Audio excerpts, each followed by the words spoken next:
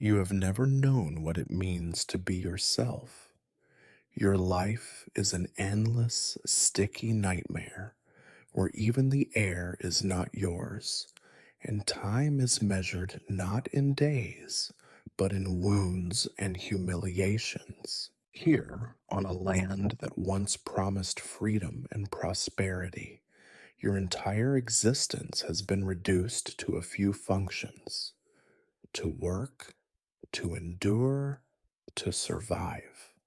No hope, no rest, no future, only a dirty, dangerous, hopeless routine.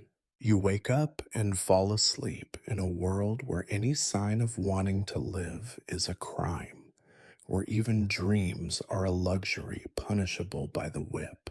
But before you settle in, make sure to like this video and subscribe to the channel, and let me know in the comments which city you're watching from and what time it is for you. I'm really curious to see who has joined us. Now get comfortable. We're about to begin. You wake before the rooster. It is not an accident, not an occasional thing, not a novelty. This is your life every single day for as long as your memory works. The sun is a rumor in the dark. The world around you is a heavy quilt of blackness, laced with the uncertain noises of bodies shifting on the dirt floor. You are not sure if you are truly asleep or simply drifting between exhaustion and the tight, suffocating warmth of fear. Your bed is not a bed, of course. It is an invention, a patch of ground, a thin scattering of straw that once promised to soften your bones, now mostly rot, pest, and the reminder that comfort is a privilege you will not know. There is a smell to the place that sticks to your skin, soaks into your hair, refuses to let you forget where you are. Sometimes it feels like this smell is inside you, an animal you can never wash away. You do not own an alarm, but you have something better: the ever present knowledge that if you are not moving when the overseer checks, if you do not appear eager and ready before the first gray of dawn leaks through the cracks, there will be a punishment. Not the sort of scolding a parent gives to a beloved child, but a punishment measured in bruises, scars, days of hunger, and, if you are lucky, only that. Others around you are waking too. Some cough. Some mutter words in languages you cannot understand, fragments from places they once called home, places you have never seen and never will. The rhythm of their waking is slow, heavy. Children whimper, grown men sigh and creak their way upright, as if every bone in their bodies aches with the memory of yesterday. Maybe they do. You feel the ache yourself, a low, dragging pain in your shoulders and knees. Sometimes, when you allow yourself a moment, you remember dreams. The dreams are not beautiful, they are reminders. A parent's face lost in time, a laughter you once knew, the softness of grass untouched by feet, or perhaps the absence of fear. But you never talk about these things. Dreams are a luxury, like extra rations or a kind word, too costly to risk. The first thing you do is to check if your hands still work. You flex your fingers. Sometimes, if you have been lucky and did not cut yourself yesterday, they move freely. More often than not, they are swollen, stiff, scored with the thin lines of yesterday's work. You rub them together, feeling for splinters, feeling for pain. Pain is familiar. It means you are still alive. It means you still have a day to survive. You listen for the sound of the overseer's boots outside, crunching in the loose dirt, announcing that today is not different. You keep your eyes low, careful not to make contact with anyone who might think you are waiting for trouble. Trouble finds you on its own anyway. Someone whispers to you, just a name, a short greeting, nothing that might be mistaken for hope. You nod, but do not respond. You know the rules. You know that even kindness can be dangerous here, that the wrong word at the wrong time can become a story passed along to someone who will use it against you. Outside, the night is finally loosening its grip. The air is heavy and damp, cool in a way that promises to become unbearable heat within hours. You stand, brushing off what you can from your clothing, if it can be called clothing, rough, colorless, patched fabric, handed down and down until it seems older than you are. You are already thinking ahead, to the walk you must take, to the faces you must meet, to the hands you must use for work that will never end. There is no joy in it, only the dull, matter of fact acceptance that this is what it is to be alive here, in this place, in this time. You step outside, careful not to trip on the threshold, careful to move with purpose. The overseer might be watching. The sky is barely beginning to shift from black to a weak gray. The fields and the cabins are shadowy shapes. Somewhere, a bird sings, but the sound is thin, almost embarrassed to be heard in such a place. You allow yourself a single breath, deep and slow, and then you begin. Another day in the life of a barber, another day as a slave. You step outside, and the world greets you, not with a sunrise or a gentle breeze, but with a cold slap of reality. The air is thick with the scent of mud, old sweat, livestock, and the unspeakable mixture of all that drains from the living and the dead. You do not pause to marvel at nature or to enjoy the morning. You only move because you must. You have learned, with the patient resignation of the truly trapped, that no matter how early you rise, dirt is always ahead of you. It waits at the threshold, seeps into every pore, nestles in the seams of your rags. Your feet are already caked with it, and each step towards the river only adds another layer. It is an old, unchanging companion, the only inheritance you can expect to keep.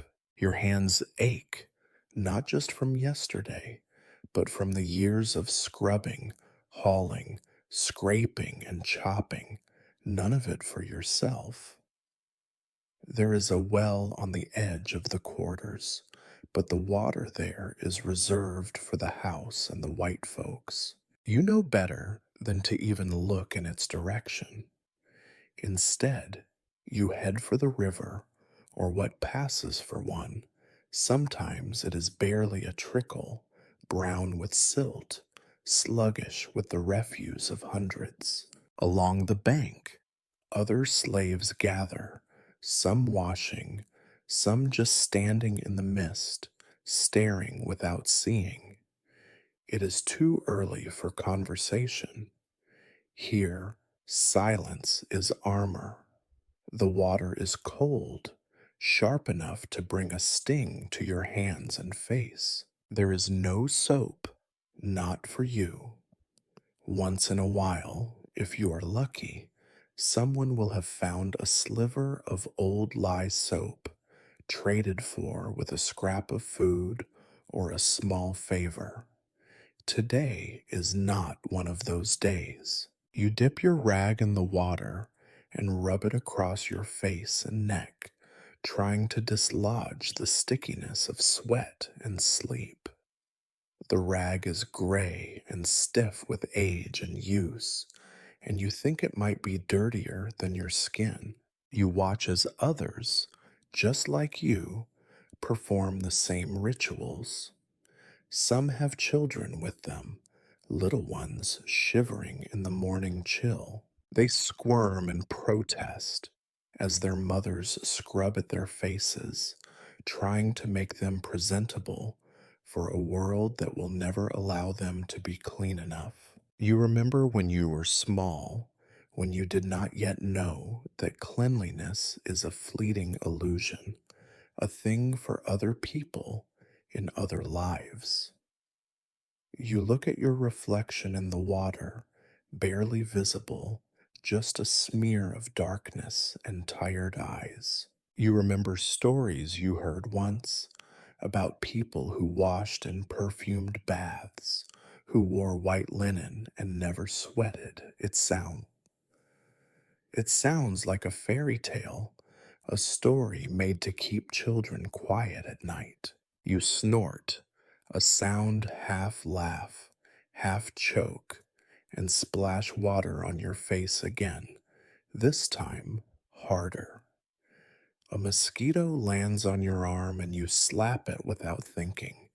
It leaves a smear of blood, yours or someone else's. You do not care. Around you, insects swarm, drawn by the bodies and the water and the promise of an easy meal.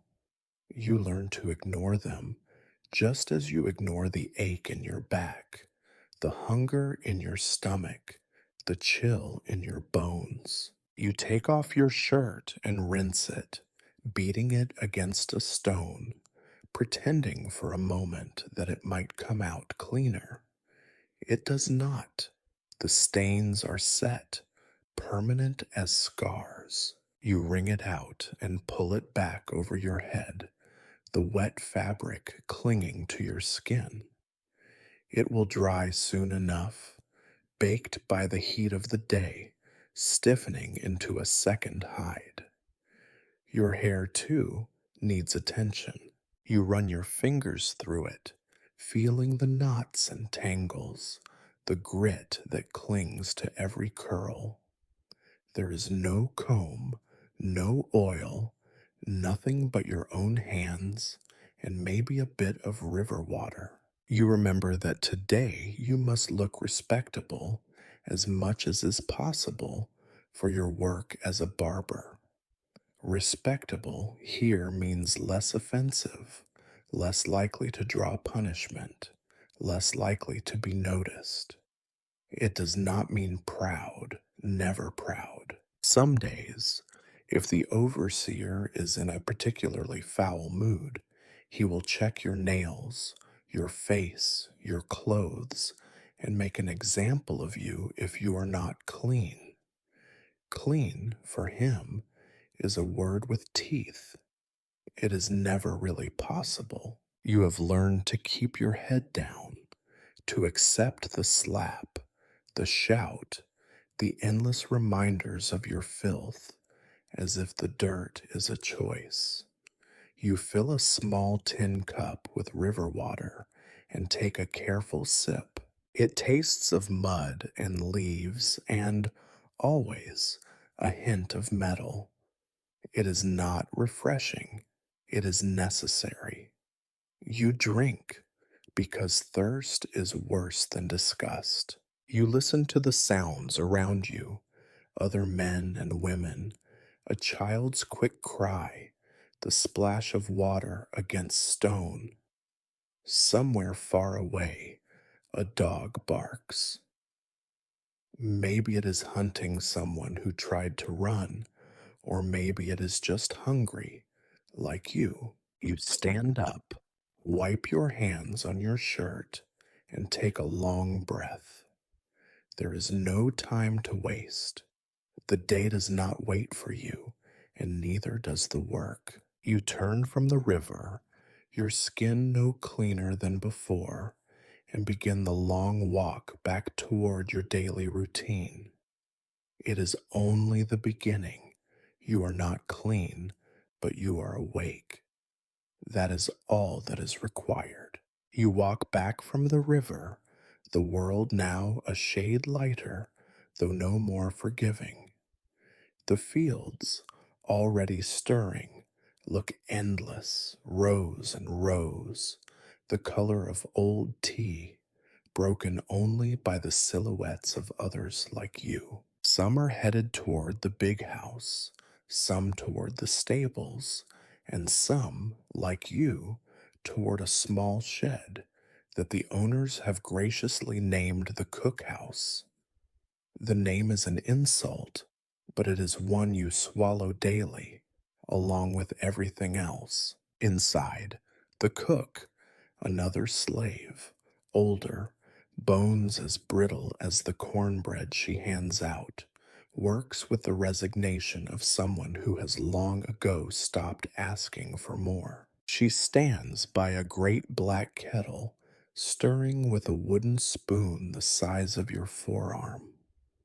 What simmers inside is not a meal by any stretch of the imagination. It is a thin gruel, cornmeal boiled in water, the color of mud, sometimes thick enough to chew, but often little more than yellowed broth.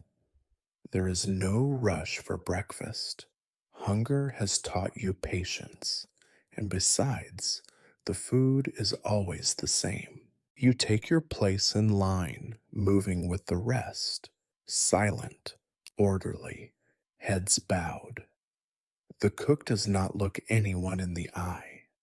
She ladles out a scoop into a cracked bowl. No two bowls match.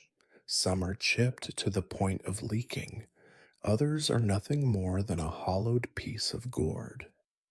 You accept what you are given, the way you accept the weather or pain. You sit on a low stool or a patch of dirt or even just stand. It does not matter. There is nothing here to make you linger.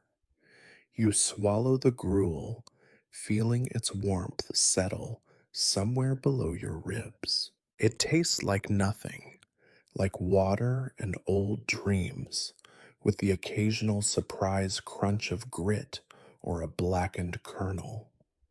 Sometimes there are weevils, floating white and plump on the surface. You do not complain. Protein, the older men joke, but no one laughs. The others eat with you, the same faces as every morning, faces marked by years, by weather, by every kind of deprivation. Some are children, hair shorn close to the scalp, eyes already learning how to hide. Some are women, haggard, staring into the distance. A few elderly ones eat slowly, hands trembling, teeth gone, gums working over the mush like they are chewing memories. No one wastes a drop. There are rules here, though they are unspoken. Eat quickly. Do not ask for seconds. There are never seconds. Do not leave anything behind, not even a crust, because someone will be watching, waiting for the smallest extra bite. Above all, do not make noise. The overseer hates noise. He sits in the doorway, a silhouette against the growing light, whip coiled at his side. He eats bread, real bread, thick and white. You do not look at him. Sometimes, if you are lucky, there is a scrap of pork fat or a streak of beans in the gruel. More often, the cook stretches what little she has as far as it will go. You remember, not fondly, a time when you found the tip of a rat's tail in your food. The others pretended not to notice. You ate it anyway. You look around as you eat. The air inside the cookhouse is thick with the smells of old grease, wood smoke, and sweat. The walls are blackened by years of fire, the floor trodden into mud. There are no windows. Light squeezes in through gaps in the boards. In summer, it is stifling. In winter, you eat with your arms wrapped around yourself, shivering. When your bowl is empty, you scrape it with your fingers, licking them clean. The taste is a dull ache, more memory than sensation. You stand, return the bowl to a pile near the door, and wipe your mouth on your sleeve. There is no cloth, no water for washing. If you are lucky, the smell of food on your fingers will drown out the stink of sweat for an hour or two. You check for the overseer's eyes. He is talking to someone now. Distracted, you slip outside, relieved, though you know that your reprieve is only momentary. Already you are thinking ahead, the walk to town, the work that awaits you, the faces of those who will sit in your chair, expecting you to be both invisible and indispensable. Some mornings, as you leave, you catch the sound of someone humming, a tune from the old country, maybe, or just a scrap of melody. It hangs in the air for a moment, then dies. The day is beginning in earnest now. The sun is climbing, the shadows shrinking. You take a deep breath, fill your lungs with the smell of earth and labor, and move on. Breakfast is finished. It is barely enough to take the edge off hunger, but it is all you will get until nightfall. You do not think about food again. There are more pressing things to occupy your mind: survival, obedience, the endless dirty work that will be your life for another day. You step onto the path that leads to the road, the taste of gruel lingering on your tongue. It is not satisfaction, not nourishment, but it is enough to keep you standing. You walk with the others, all of you moving in the same direction, all of you tied together by the simple fact of having survived another morning. You do not look back. The day, like the breakfast, will be thin, gray, and just barely enough. You start your journey to town, the first step already wearing on your patience and the soles of your feet. The path is not a street, not even a proper road, but rather a suggestion carved into the earth by 100 tired bodies before you. It is rutted, uneven, scattered with stones, and after rain, transformed into a slick, sucking mud that threatens to swallow your shoes whole. When it is dry, the dust clouds choke your lungs and leave a bitter, gritty taste that will last all day. You carry your tools in a sack made from an old feed bag, your inheritance, your lifeline, your liability. Inside are your scissors, dulled by months of work and the absence of a proper whetstone. There is a straight razor, its handle repaired with string and hope, and a wooden comb with so many teeth missing it looks like the smile of a man who has survived too many fights. If you lose a tool, there is no replacement, only punishment. The road to town is not a private journey.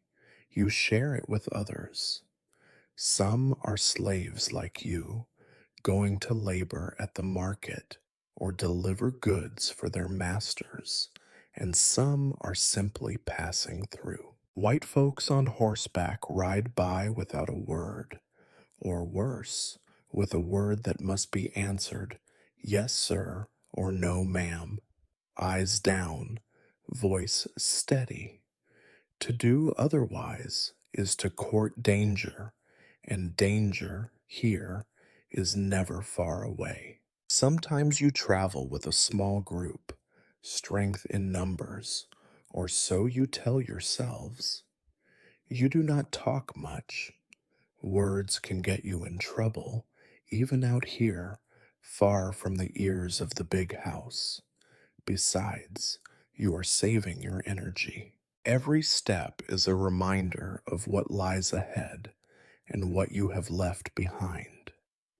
As you walk, you pay attention to every sound: the clop of hooves, the bark of dogs, the rustle of something moving in the brush. Danger wears many faces: a patroller looking for runaways, a stranger eager to pick a fight, a white child bored enough to throw a stone just to see if you will flinch. You have learned to move quickly, but not too quickly, to be alert, but never look as though you are watching. The sun climbs as you walk, beating down until the sweat begins to run down your back, making the fabric of your shirt stick to your skin. The humidity is a living thing, wrapping around you, weighing you down. You are grateful for the rare patch of shade, though it never lasts. Your feet ache, your legs ache, your everything aches, but you keep moving. There are moments, fleeting but real, when you catch yourself staying at the horizon, imagining what lies beyond it. You think, just for a second, about walking on and on, past the town, past the next plantation, into a future where you are not property, where you do not have to ask permission to live. The thought is as quick and slippery as a fish. You chase it away before it can become hope. Other people pass you on the road. Some you recognize, faces from the quarter, old women with baskets balanced on their heads, young boys herding livestock. Others are strangers. Sometimes a free black person moves by, hat low, gaze straight ahead, careful not to attract attention.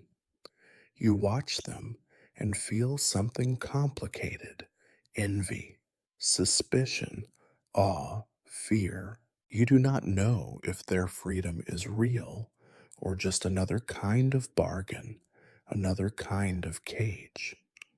You are always aware of being watched. Even when you are alone, you know that the landscape itself is against you. Every tree could hide a danger. Every open space could become a stage for your humiliation. Sometimes, just for sport, a white man might ride by and ask for your pass. If you do not have it, there will be consequences. If you do, he might decide it is not enough. There is no safety, not even in paperwork. Sometimes, as you pass a farm, the smell of food drifts on the wind: fresh bread, roasting meat, coffee. These smells are not meant for you. They are a reminder that there is another world, only a fence away, where comfort and plenty exist. You keep your head down and move faster. The road is never silent. Your stomach growls. Your mouth is dry. You count your steps, sometimes aloud, sometimes in your head. It helps pass the time, helps keep the panic at bay. You remind yourself, just get to town, just keep moving, just survive. A wagon rattles by, driven by a white man with a face as sour as spoiled milk. He does not look at you. Not really. You are invisible unless he decides you are not. If he stops and calls you over, you go. If he spits, you ignore it. If he throws something, you do not react. That is the way of things.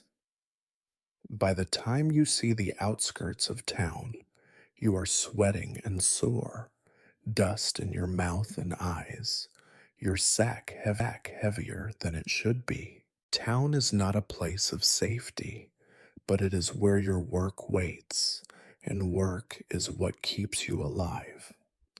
You straighten your back, check your tools, and remind yourself again to keep your head down.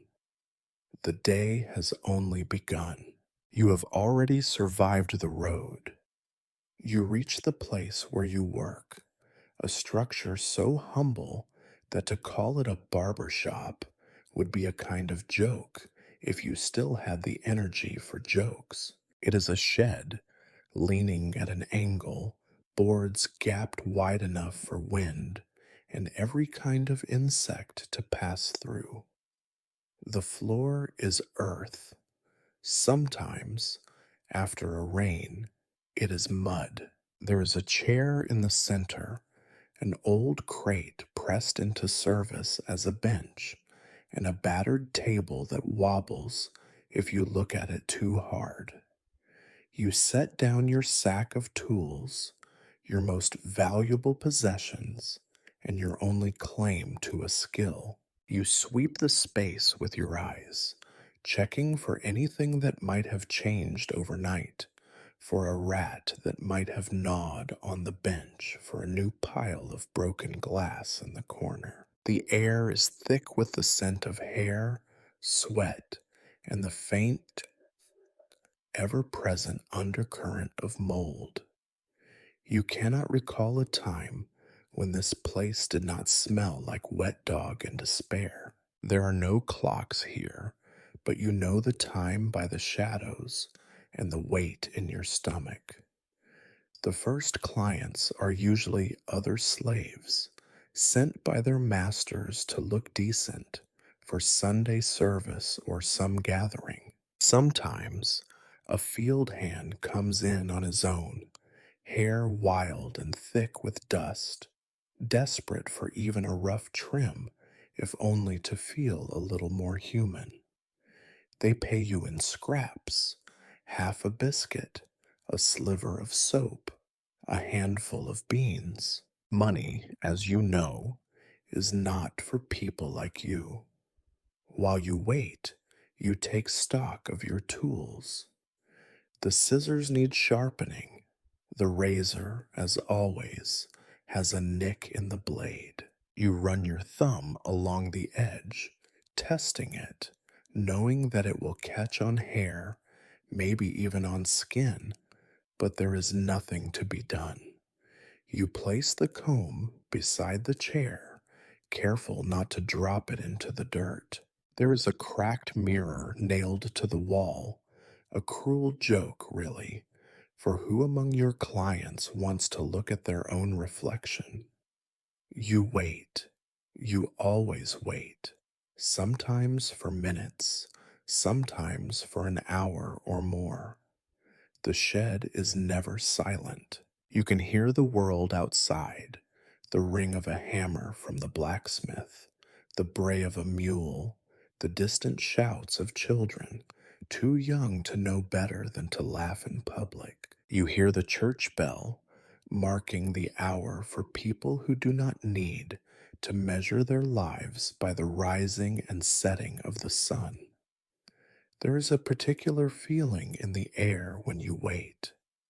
It is like hunger, but deeper, heavier.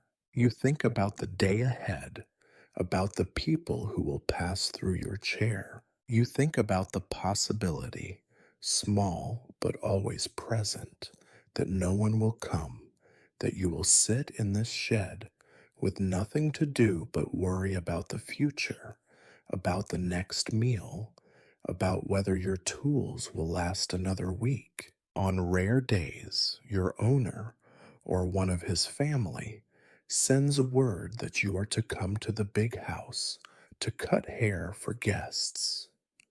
These are dangerous days. The house is a world apart from the one you live in, full of delicate things and deadly silences. You must walk on tiptoe, speak only when spoken to, keep your eyes down, and never, ever forget your place. Any mistake is an offense. Any offense is an excuse for punishment. But today you are in the shed. Today you wait for your own kind. It is a small mercy, one you do not trust, but cannot refuse. The first client arrives, a boy, maybe 12 years old, sent by his mother to look presentable. His hair is wild, his clothes patched and filthy, his eyes quick and nervous. He sits in the chair, fidgeting, and you work in silence, clipping, combing, scraping away months of growth and neglect. He winces as you tug at a knot, but does not cry out. You are gentle as you can be with dull blades and rough hands. When you finish, he thanks you with a nod, slips a handful of beans into your palm, and is gone.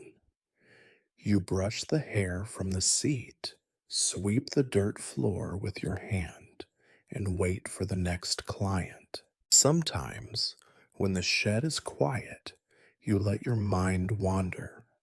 You think about the barbers you have heard of in town, black men, some free, some not, who cut hair for white folks, who sometimes make enough money to buy their own freedom. You think about what it would be like to work in a real shop, with sharp tools and clean towels and customers who pay in coins. But then you hear the sound of footsteps on the path, and you push these thoughts away. Dreams, you have learned, are for the idle, and you cannot afford idleness. Another client comes, and another. A man with shoulders like tree trunks, whose hair is more gray than black. A girl, maybe 16, her hair a tangled mess, her eyes full of questions she will never ask. You work in silence, exchanging only the words that must be spoken. Each client leaves you something small, a button, a scrap of cloth, a story whispered under their breath. Between clients, you sit on the bench, hands idle but mind racing. You think about what it means to wait, to serve, to pass the hours in this shed while the world moves on outside. You think about hunger, about freedom, about the razor thin line between survival and disaster. The day moves slowly, shadows lengthen. The shed grows hotter, then cooler, as the sun arcs overhead. You wait, and you work, and you wait some more. This is your life, waiting for clients, hoping for scraps, dreading the silence. The first real rush of clients begins as the day grows older. They come one by one, never in a hurry, because hurry is for people who have somewhere better to be. You watch them enter, some with the cautious step of the newly arrived, some dragging their feet, all carrying the weight of the world on their shoulders and the residue of the fields in their hair. You motion for the first to take the chair, A man whose shirt is torn under the arm, face lined with dust and worry. He sits, wordless. You dip your hands into a bucket of river water, brown and a little warm from the sun, and run your fingers through his hair. You part his hair in sections, the way you were taught, and almost immediately you see them. Lice, tiny, stubborn, crawling creatures, clinging to his scalp as if they own it. You try not to make a face. You do not have that luxury. Lice are a constant companion here. Every scalp you touch is a new battleground, and your fingers become the weapons. You have learned to pick them out with your nails, your own nails, broken and ragged, and you toss the little bodies into a rag on the floor. It is a losing battle, but it must be fought every time for every client. You know the itch, you have lived with it yourself, and you will again. Your tools are pitiful. The scissors are dull and catch on hair, tearing more than cutting. The comb snags and tangles, and sometimes splits in your hand. You have become skillful with your fingers, using them as much as any blade or brush. Sometimes you pull too hard, and your client flinches. You apologize, as always, with your eyes, not your mouth. Words here are best kept to a minimum. You wet the man's hair, running your hands along his scalp, searching for sores, for wounds, for any place where skin has given up under the constant assault of dirt, sun, and sweat. There is no ointment for these wounds, only the faint relief of cool water and your gentle touch, such as it is. The hair comes away in tufts, sometimes with blood, sometimes with a piece of scalp. You learn to ignore the sight, to focus on the rhythm of the work. Part, comb, cut, pull, flick away the lice. Other clients wait outside, seated on logs or the ground, swatting at flies and scratching their own heads. Some talk in low voices, sharing stories of the fields, the overseer, the rumors of a runaway or a whipping. You hear them, the words drifting in through the cracked walls, but you do not join in. Your hands are too busy, your mind already too full. A woman is next, her hair covered with a scarf. She sits with her back straight, eyes closed, lips pressed tight as you gently untie the scarf and examine her scalp. Underneath, her hair is thick and matted, the tangles so tight that it takes you several minutes just to loosen a small section. You begin to work, separating curls with your fingers, pulling apart knots that have not known a comb in months. Each tug is a small cruelty, but you have no choice. She winces, but says nothing. Sometimes, if there is a sliver of soap to spare, you use it. Today, there is only water and patience. You dribble the river water onto her head, massaging it into the roots. Some of the lice wash away, most hold fast. You keep working, scraping them off with your thumb, pinching and crushing them before wiping your hands on your trousers. You try not to think about the filth under your nails, about the way your own scalp itches as you work. You have no way to protect yourself, no gloves, no oils, no relief. You simply move from one head to the next, repeating the ritual. Sometimes, at the end of the day, you will lie in your corner and scratch at your own scalp until it bleeds. It is just another price you pay for surviving. Children come, small and silent, shoved forward by mothers who apologize with their eyes. Their hair is often cut close to the skin, easier to manage, less likely to shelter the armies of lice that thrive in the heat. You use the razor, careful as you can be, but the blade is not sharp, and you nick the skin, drawing tiny beads of blood. The children do not cry. They have already learned that pain is just another part of living.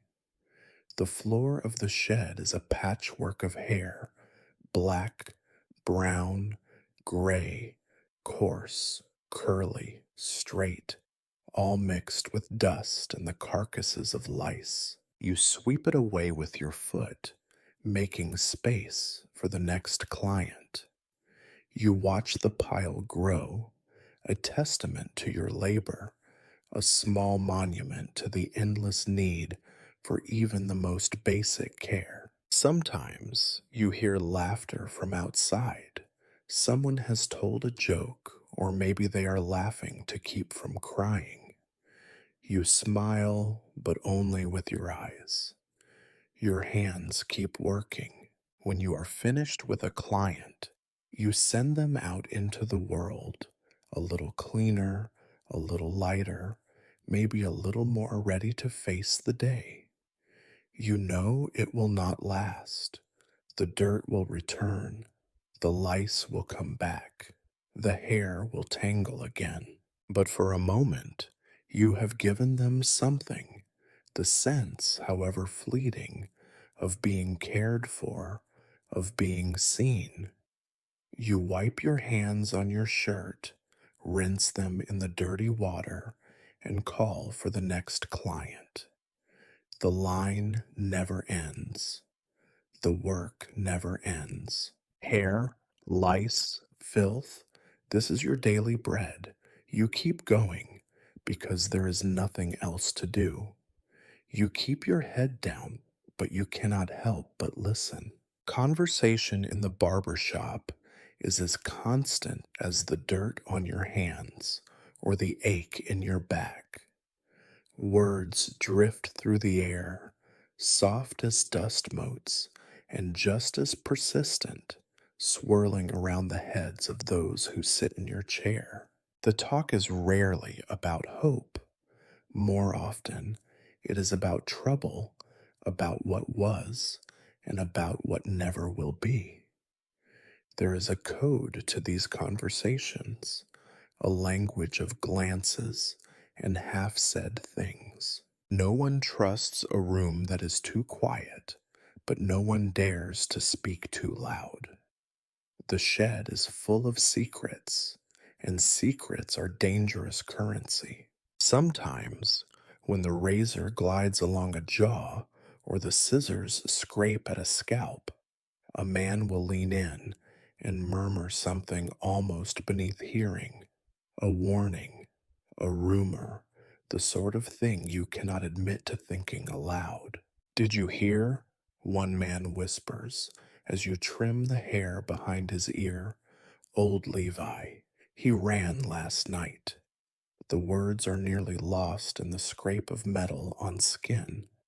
You grunt quietly, neither agreeing nor denying, but your heart quickens. Levi was young and strong. He had talked about the North, about freedom, about the world beyond the fields. Now he is gone. You wonder if he made it to the river or if the dogs found him first.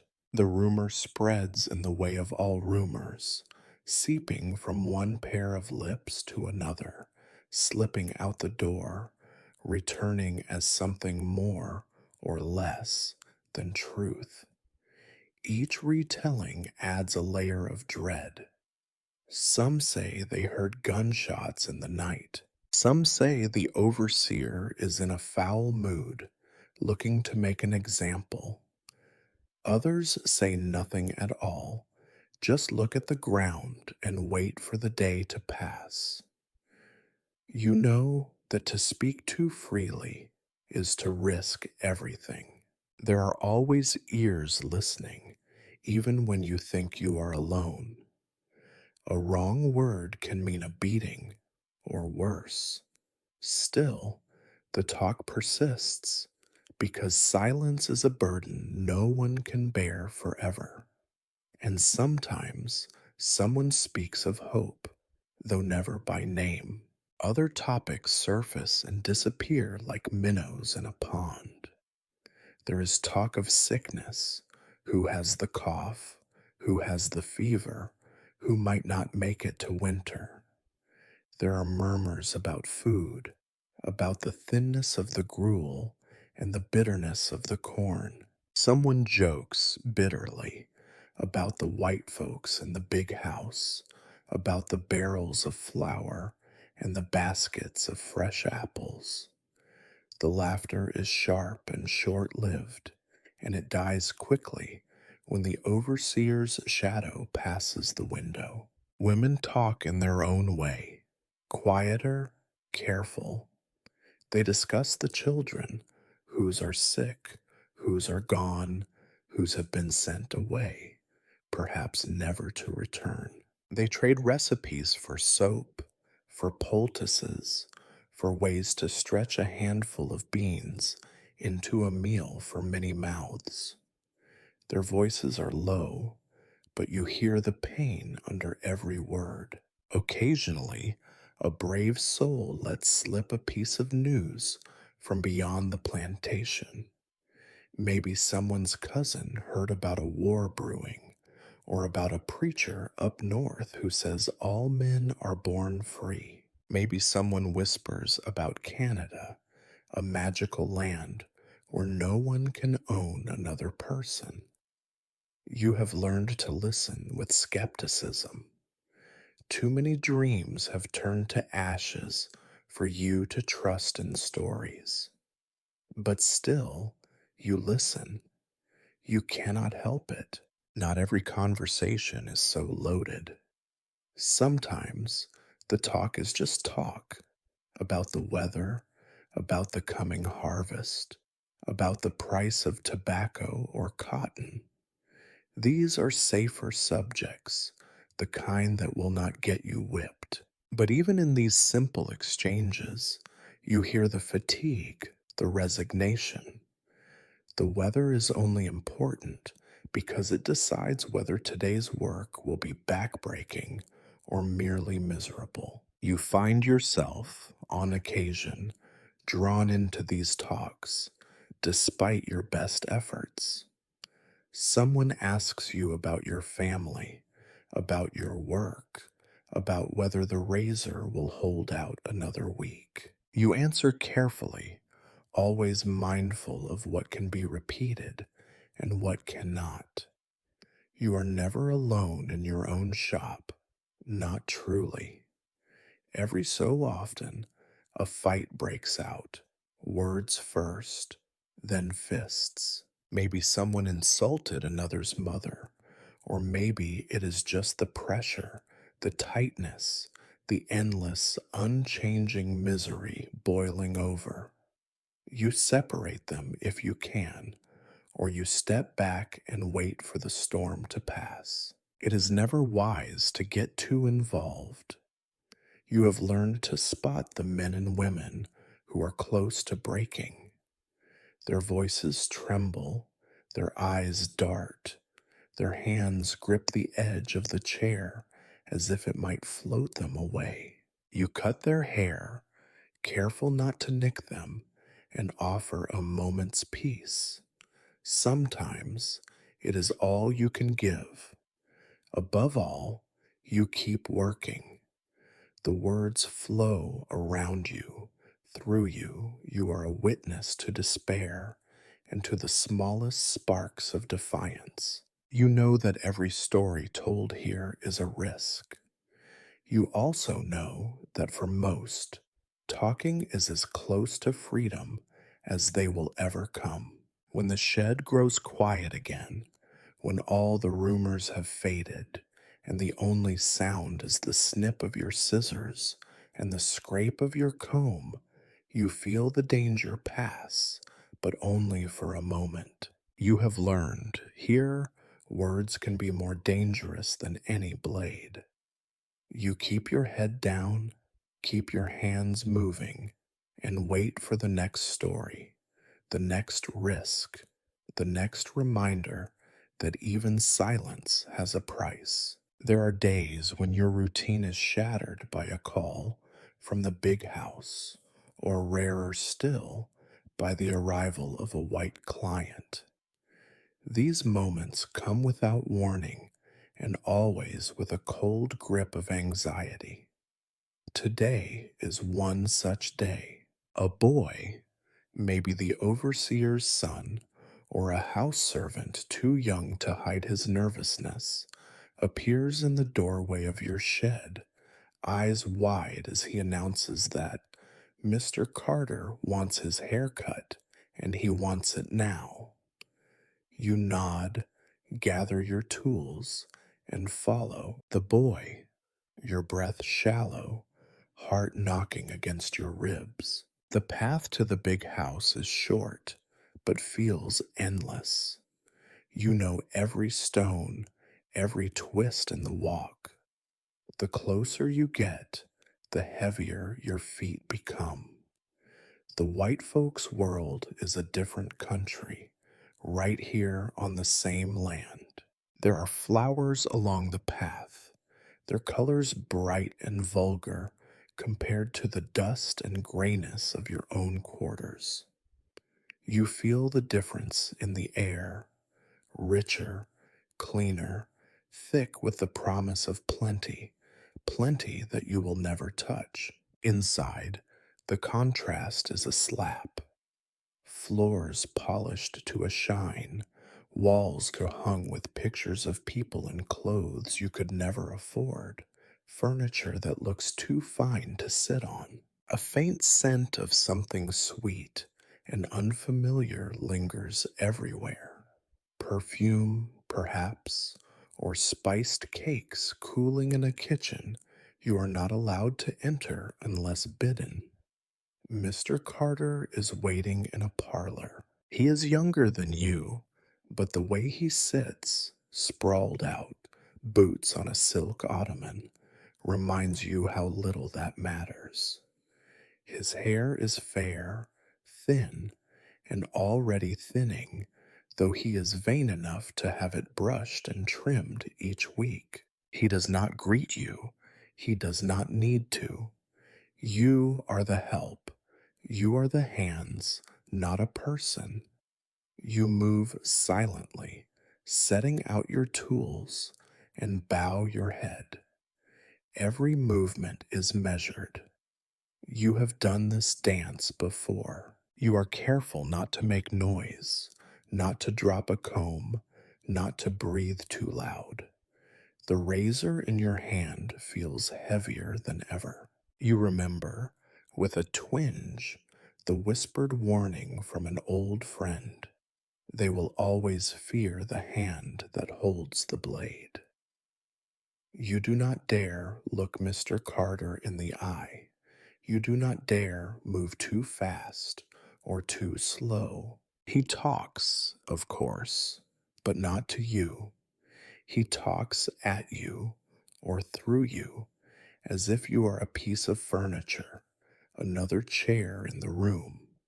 Sometimes he complains about the weather, about the price of cotton, about the governor's latest foolishness. He complains about the slowness of the other servants, the laziness of the field hands, the troublesome natures of people who, you know, are just like you. You nod in all the right places. You say, yes, sir, and no, sir, as required. There is always a tension, a tightrope stretched between you and the white man in the chair. He pretends not to see you, except when he chooses to remind you of your place. You work quietly, fingers careful and steady, always aware that a single mistake could become a story told in anger, a reason for a beating, or worse. If you cut him, if you pull a hair too hard, if you so much as breathe wrong, you know what will follow. He is not always cruel. Sometimes he is worse, curious. He asks questions, not because he cares for your answers, but to amuse himself, to hear the sound of his own voice. You ever think of running off? He asks once, smiling as though it is a joke. You think you'd get far? You do not answer. You cannot answer. You laugh, a dry, empty sound, and shake your head, eyes fixed on his scalp. At times, he will try to offer a crumb of praise. You do good work for your kind, he says, and you say thank you, even as the words turn to ash in your mouth. These small kindnesses are worse than insults, because you know they cost him nothing and you cannot refuse them. Sometimes he tips you a copper coin, a scrap of bread.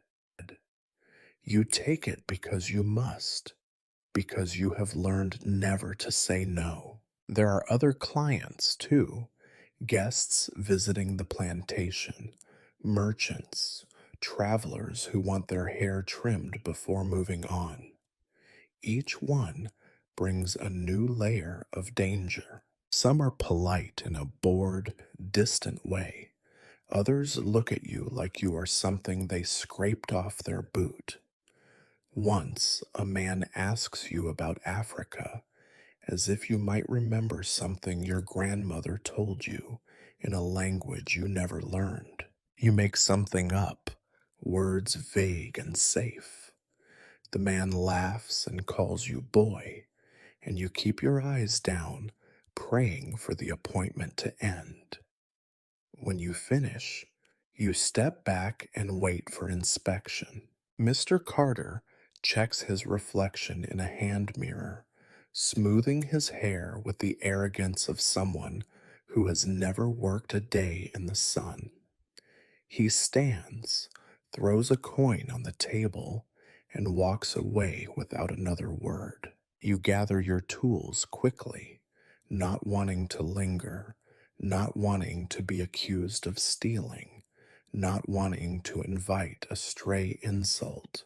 On the way out, you see the house servants, girls your age or younger, moving like shadows along the walls, careful never to be noticed unless needed. They give you quick, sideways glances, questions and warnings flickering in their eyes. You return to the world outside, breathing easier once the big house is behind you, feeling the sweat gather under your arms, despite the coolness of the marble hallway. The walk back to your shed feels longer than before. You are tired in a different way now, muscles tight with a strain that is deeper than work. You sit for a moment on the edge of the bench, catching your breath, grateful to be among your own, if only for a little while. You check your hands. They are shaking. You wipe them on your pants, pick up your razor, and wait for the next client. You think about the thin line between service and survival, between invisibility and danger, and you know that tomorrow or the next day, the call from the big house will come again. Here you survive not because you are safe, but because you have learned to move quietly through a world that is always waiting for you to make a mistake. The hours drag by, each one indistinguishable from the last. In theory, you are allowed breaks, time to rest, A few minutes to breathe, or perhaps step outside and let the sun remind you that the day is passing, even if it never seems to change. In practice, these breaks are not yours. They belong to anyone who cares to take them from you. When the shed grows too stuffy, or the stench of sweat and hair becomes unbearable, you step outside for a moment, careful not to look like you are loitering. There are places where you can sit for a minute: a stump by the fence, a patch of shade against the wall of a storehouse. You try not to be seen, but invisibility is never guaranteed.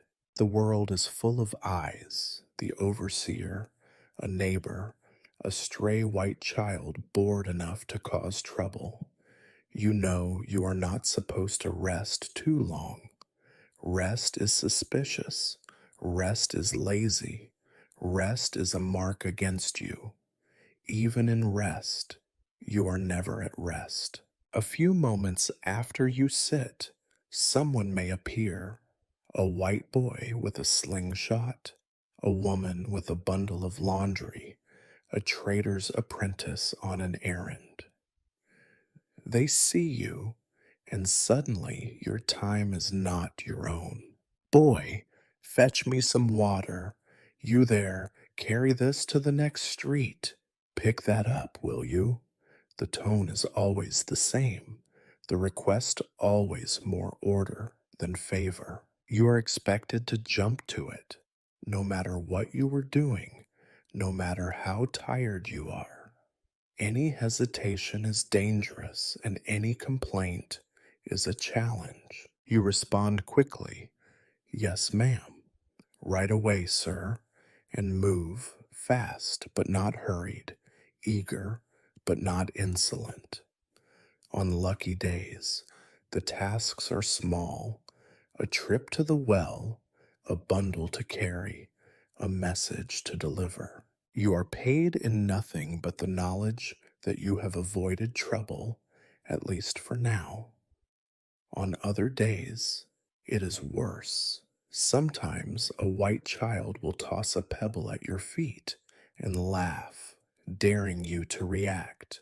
If you flinch, they cackle. If you do not, they try again, louder, more insistent. You cannot win these games, but you have learned to play them well. Blank faith, lowered eyes, patience beyond your years. Occasionally, one of the shopkeepers will call you into his store.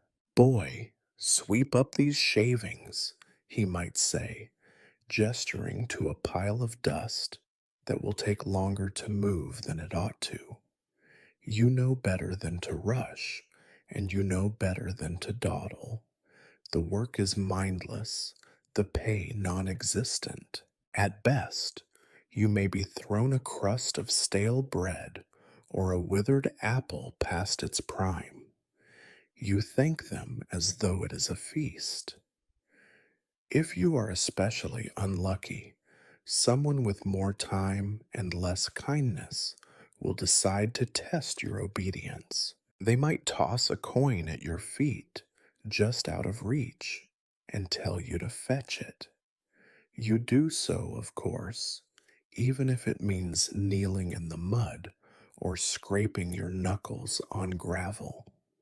If you are slow, they sigh with exaggerated disappointment. If you are quick, they laugh and joke about how well trained you are. You smile as required, the practiced, empty smile of survival.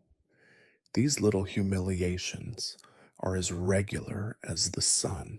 Some days, it is just words: a boy or girl shouted across the street, a mocking mimicry of your accent, a question about whether you know your own name.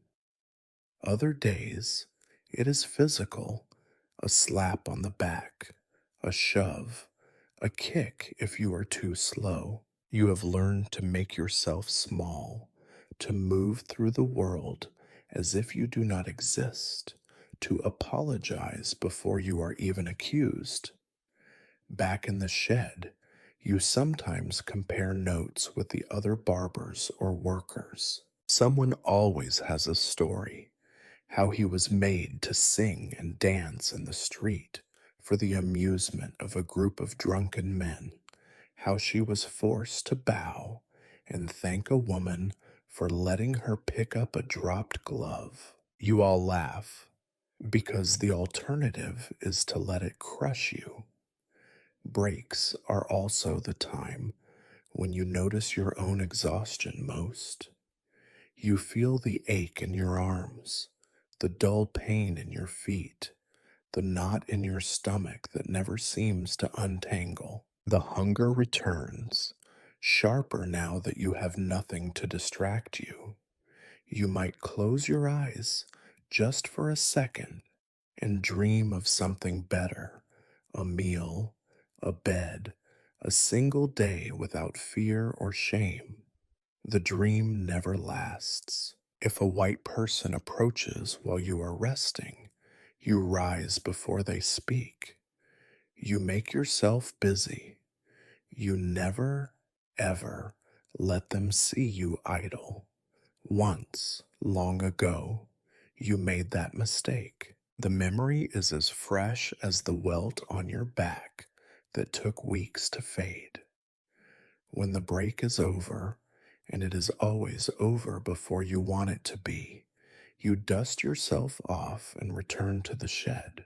The pile of hair on the floor has grown.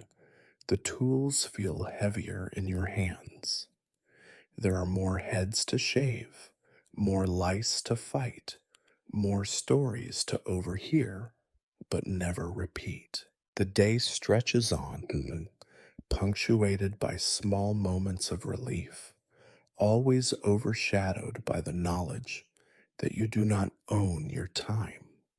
Every second that is not spent working is borrowed, and someone always comes to collect. You take your place by the door, ready to serve whoever comes next.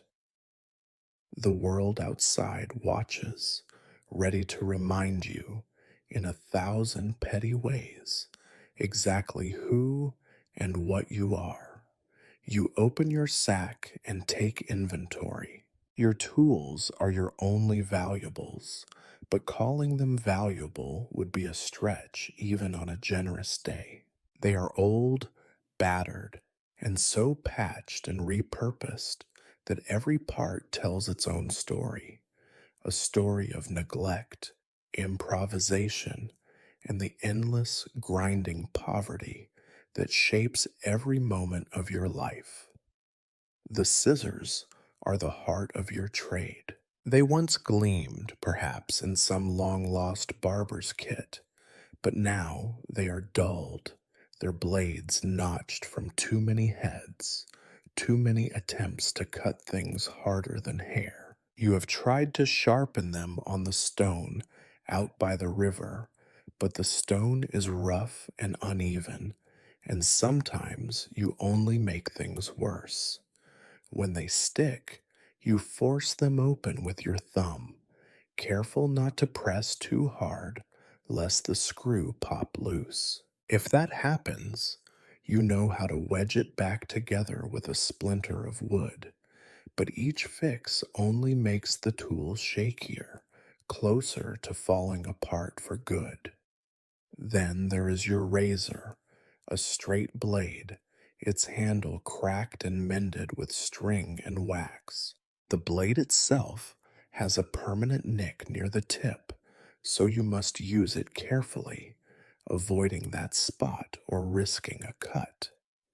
The edge dulls quickly. You sharpen it as best you can, but with no real hone, you rely on whatever is at hand: the back of a plate, a shard of glass, sometimes the heel of your own boot. The result is never perfect. Sometimes it is not even good. You have learned to compensate, your hand growing gentle and cautious, your movement slow and steady.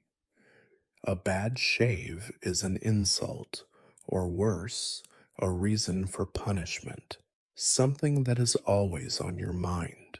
The comb is a sad joke, its teeth missing in patches, as if time itself had gnawed at it. You have whittled new teeth from bits of wood, glued them in place with sap, then watched as they fall out again within a week or two. You keep it clean as best you can, picking out clumps of hair and the occasional louse, washing it in whatever water is available. You know it is not sanitary, not really, but it is the only comb you have. Once, a client brought you a broken comb as payment, and for a while you tried to use both, alternating between them, but soon one was lost and the other reduced to splinters. Other items come and go, bits of cloth for capes, a cracked mirror someone found behind a barn, pins and needles for holding up braids. Some days you have a scrap of soap, thin as a leaf, just enough to work up a little lather. Most days you make do with water and your hands, scrubbing, rinsing, repeating. The clients never complain. They know what you have and what you do not. Your tools are not just a matter of pride, they are also a source of constant anxiety. If the scissors break, you will not get a new pair. If the razor snaps, you may be forced to carve hair with a knife, or worse, with your bare hands. If anything is lost or stolen, the blame falls on you, regardless of the truth. Once, a white boy from town borrowed your razor for a game, then tossed it into the mud behind the store. You found it 2 days later, rusted and bent, and spent a week trying to restore it to a state barely fit for use. You guard your tools carefully. At the end of each day, you wrap them in a cloth and tuck them into the deepest corner of your sleeping space.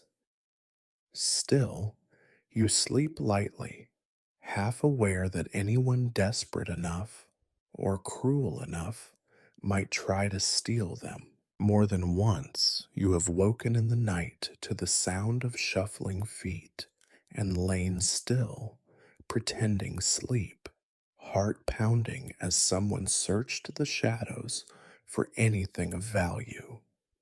Nothing is truly safe. Improvisation is your way of life. When the scissors cannot cut, you tear hair with your fingers. When the comb is gone, you use a fork or a stick or even your own nails. When you run out of water, you spit into your palm and slick down a cowlick, pretending it is pomade. Some days you wonder if you are a barber or just a juggler, always improvising, always one mistake away from disaster. It is not only the lack of tools that haunts you, it is the knowledge that if you cannot do your job, if you cannot cut, shave, and clean, you are nothing. Your position as a barber, lowly as it is, grants you a scrap of status among the others, a sense of purpose. Without your tools, you are just another pair of hands for the fields. The overseer knows this, and so does everyone else.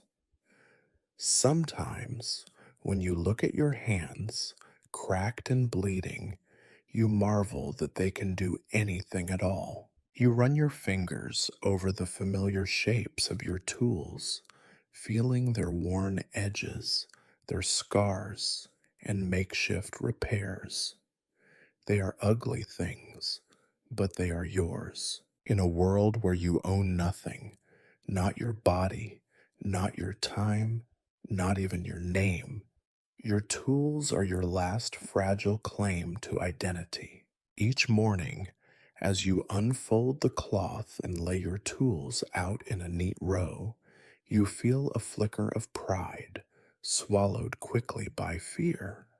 You pray silently that they will last another day. You promise yourself that you will find a way to fix them, to keep them together, to keep your small patch of skill and dignity from being torn away by poverty and chance. You pick up your scissors and begin the day's work, the ever present threat of loss weighing as heavily as the tools themselves in your tired hands.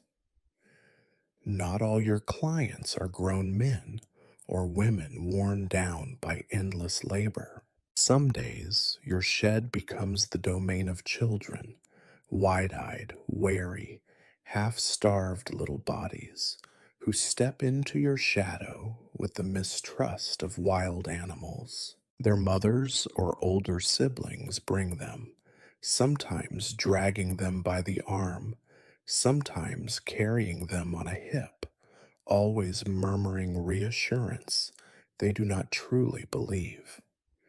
Children do not hide their feelings the way adults do. You see the terror in their eyes, the way their lips tremble and their fingers clench in the folds of a worn shirt. Some weep as soon as they see the comb. Others glare at you, silent but furious, as if you are the author of all their misery. Most, though, are simply tired, tired of being told to be still, tired of being told to be brave, tired of being hungry, tired of living in a world that gives them no comfort. Your tools do not inspire confidence.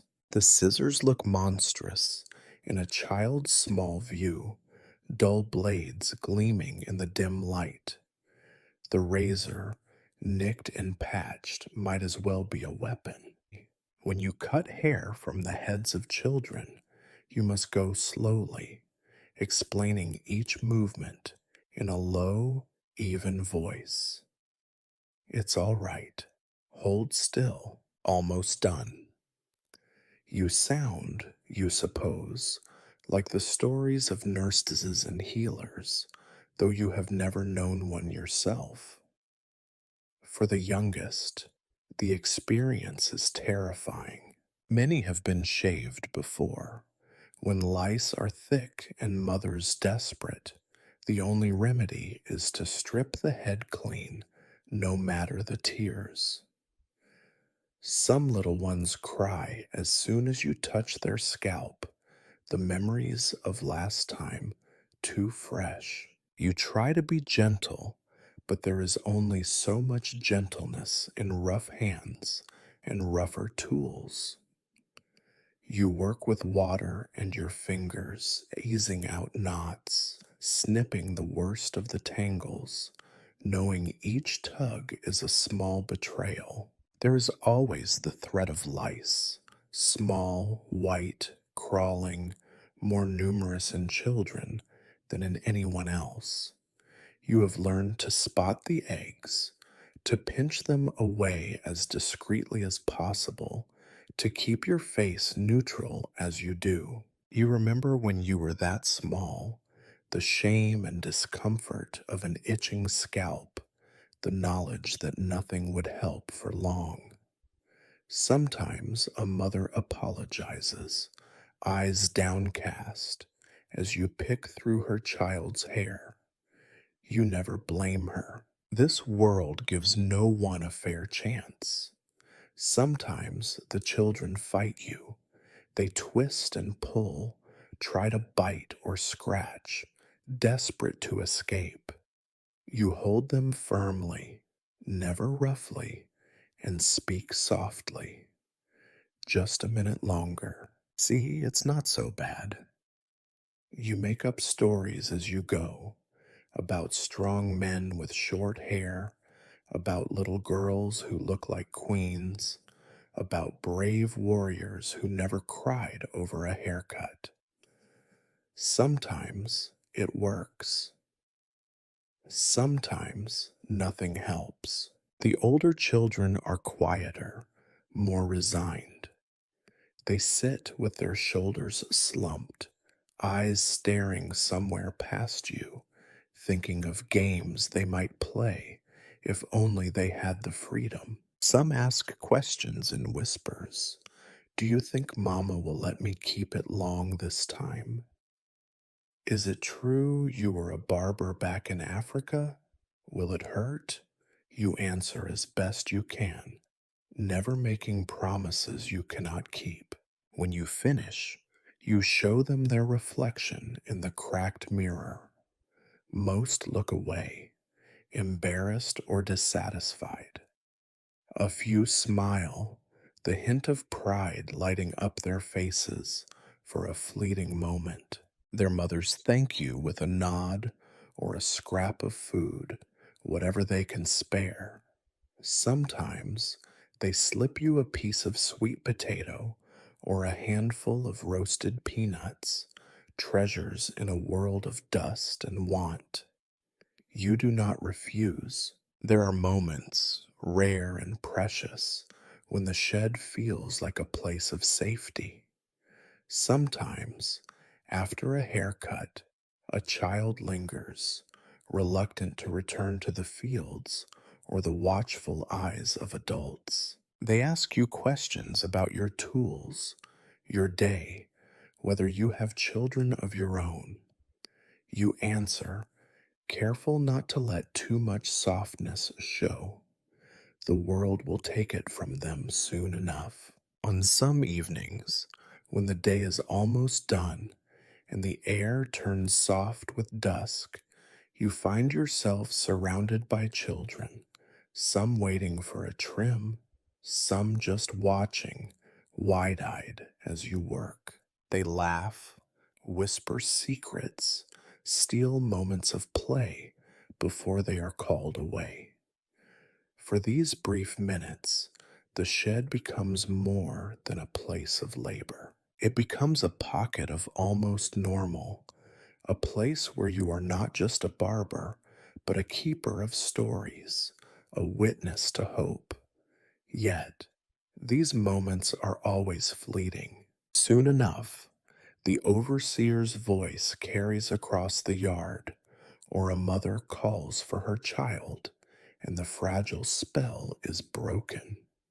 The children scatter, their laughter swallowed by the evening air. You sweep up the fallen hair, watching it mix with the dirt, wondering if any of this will be remembered.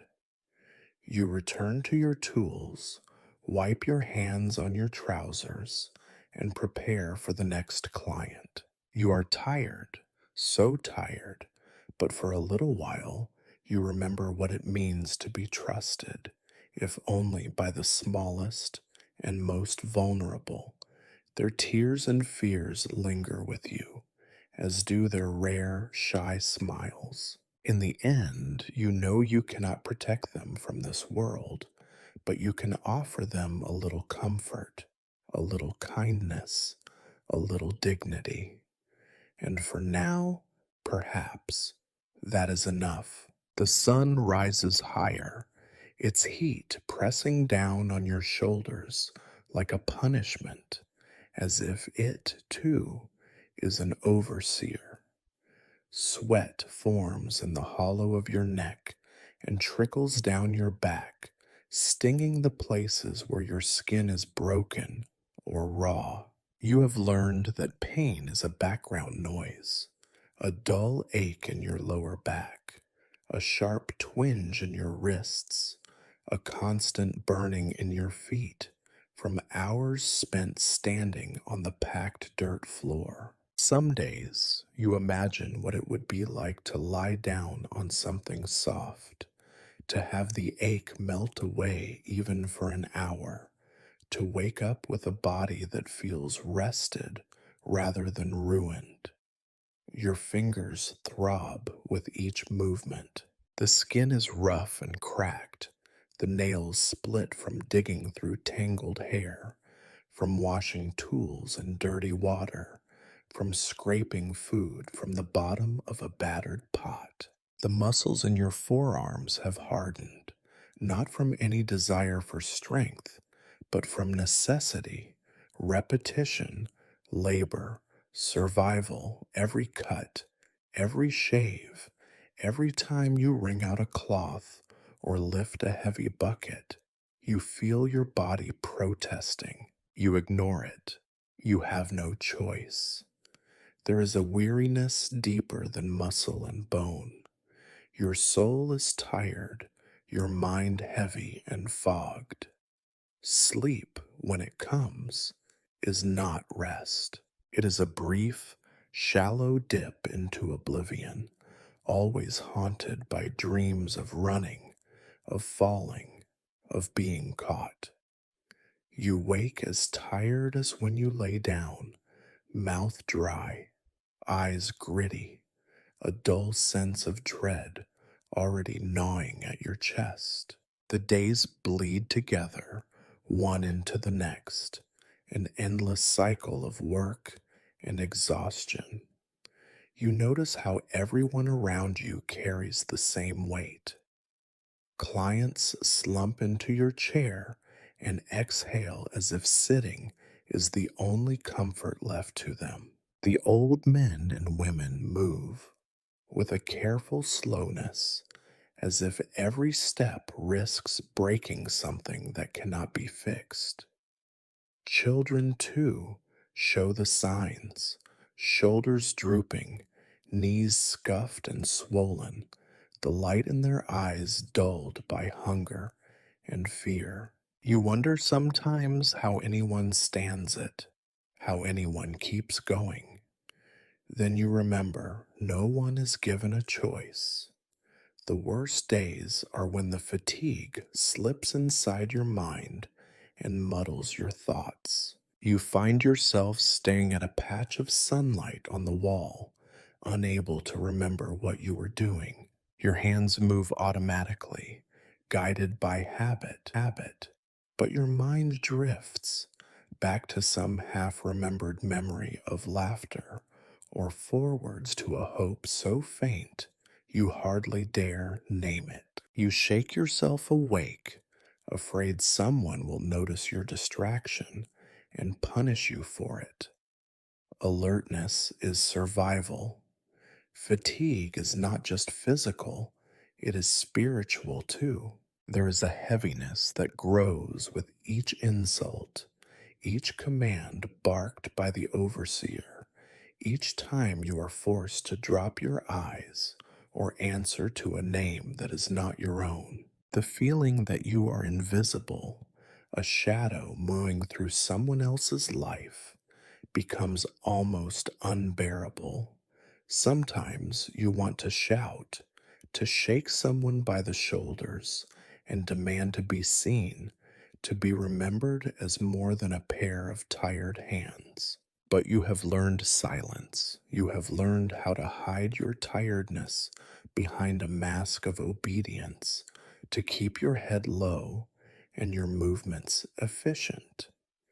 Even in moments of rest, you cannot fully relax. The ever present fear of being called, of being needed, of being blamed keeps your muscles tense and your heart pounding every time someone passes by the shed. You brace yourself for another order, another task, another humiliation. At midday, when the sun is at its harshest and your hunger gnaws at your belly, you take a few bites of whatever food you have: stale bread, a spoonful of beans, sometimes nothing at all. The meal does not satisfy.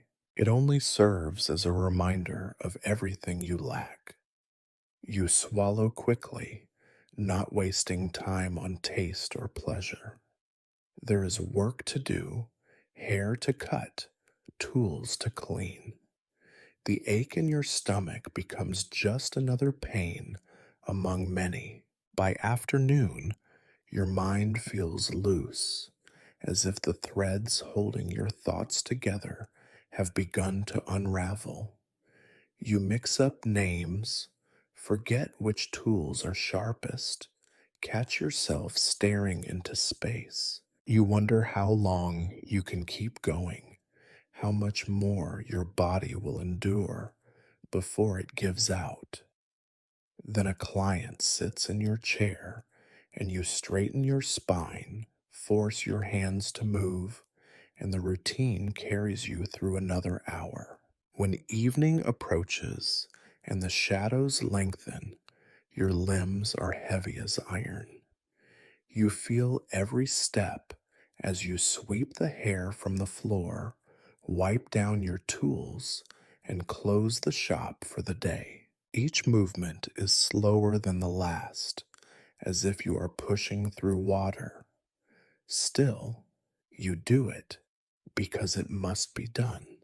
No one will do it for you, and leaving things undone is not an option. You wonder if there will ever be a day when you are not tired, when you can sleep without fear and wake without pain.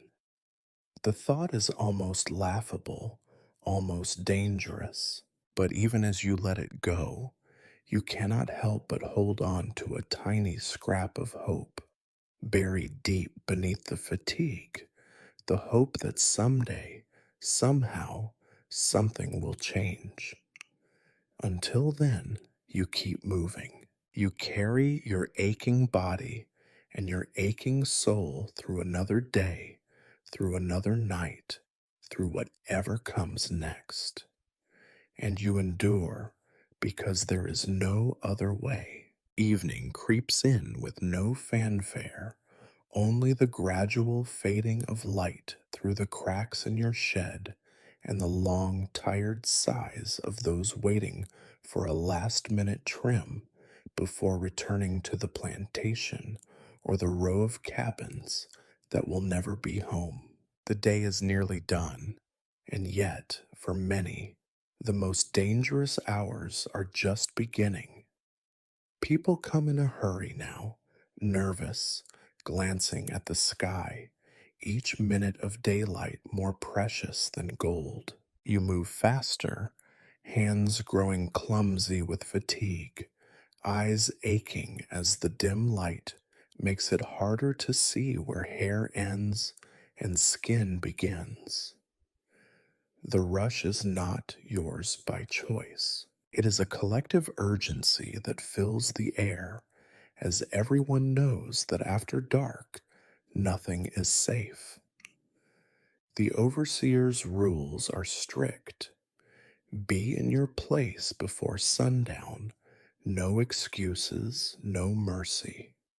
A late return means suspicion, anger, punishment. So your clients crowd your door, each one silently pleading, "Just a little off the sides, make it quick, I have to go."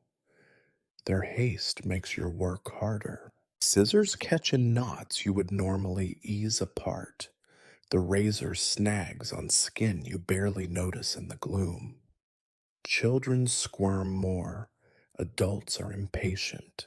You find yourself apologizing without words, shaking your head, sighing softly as the tools slip in your fingers.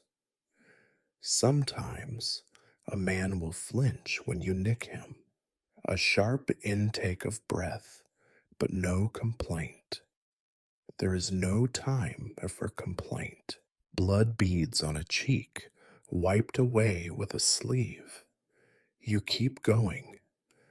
Outside, the light is retreating and the sounds change. Birds grow silent, and the distant crack of a whip or a shout from the fields carries farther than ever. The world feels tense, as if even the trees are holding their breath. You feel your own heart quicken, your hands growing slick with sweat as you race against time. Inside the shed, you try to keep order, but the line at the door grows chaotic. People push forward, hoping to be next, muttering about the overseer's temper, about the distance they must walk home, about who got out of line and who did not. A fight almost breaks out between two men, both desperate to be finished first.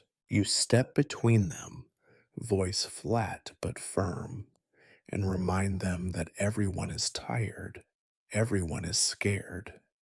They back down, muttering apologies, eyes still darting toward the darkening sky. A mother comes in with two children, both crying, both needing their hair shorn close to the scalp for tomorrow's work. She pleads with you to be quick, to be gentle.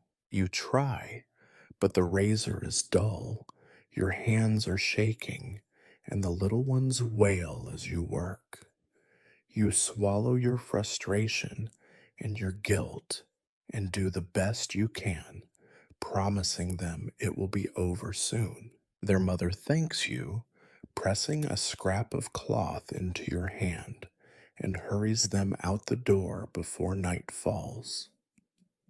With every cut, every hurried shave, you risk mistakes.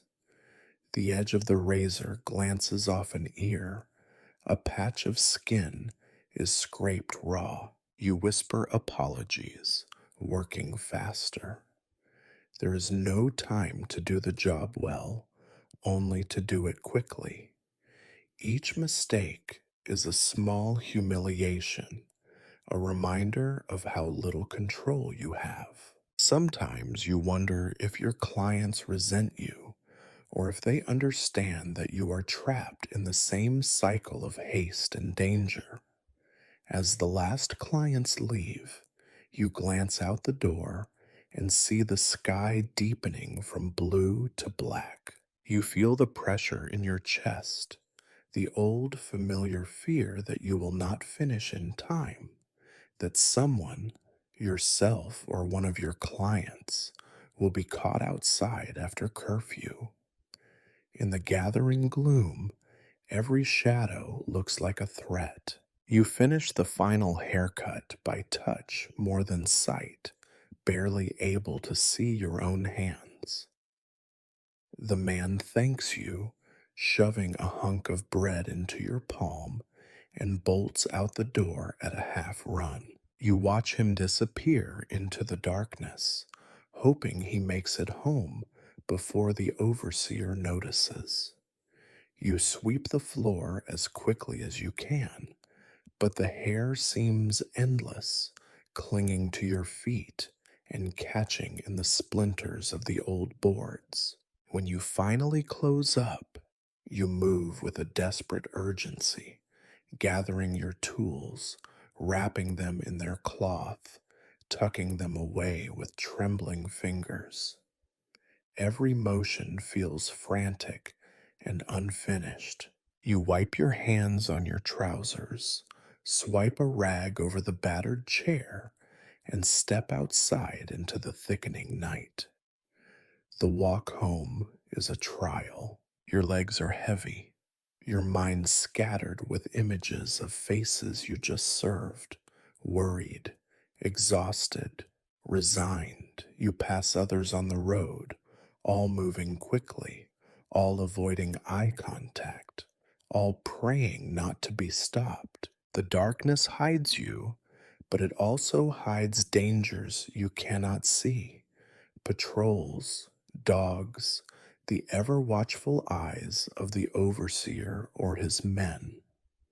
Every rustle in the brush, every snap of a twig makes you jump. Sometimes you hear distant cries, sharp, cut short, or the dull thud of fists on flesh. You keep your head down home, walking faster, knowing that stopping to help is not an option. You think of the stories you heard in the shop, of those who didn't make it home in time, of punishments delivered without warning, of people who simply vanished. At last, you reach your own cabin, slipping inside as quietly as you can. You press your back to the door and listen to the sounds of the night, the low murmur of voices, the muffled sobs of a child, the angry mutter of someone nursing a fresh bruise. You feel the ache in your body, the weariness in your bones, and the sharp edge of fear that never quite leaves. In the darkness, you sit for a moment, breathing hard, grateful to have survived another day. The night presses in, but for now, you are safe, safe enough to rest, if not to sleep. Tomorrow, it will all begin again. The haste, the peril, the desperate race against the fading light.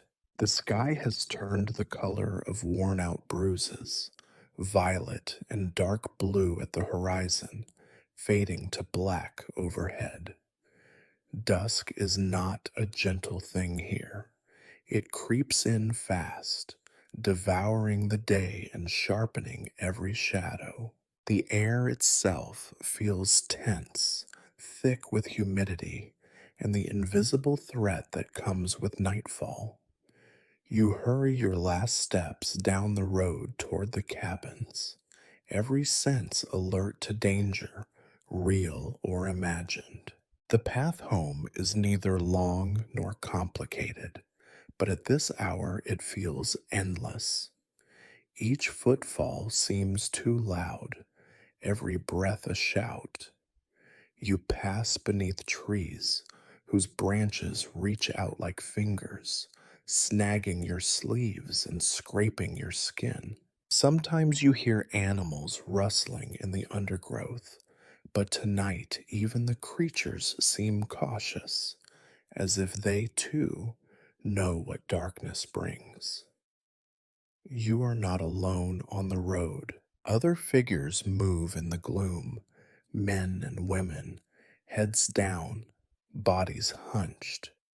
Each carries the day's fatigue. Each walks with the same desperate haste. No one speaks. You keep to yourself, eyes on the path, hands tucked close. The silence between you and the others is thick, broken only by the distant barking of dogs and the ominous crack of a whip echoing from the direction of the fields. Somewhere out there, someone is late, or someone is being made an example. Every few steps, you glance over your shoulder, half expecting to see a lantern bobbing in the distance, a patrol searching for stragglers.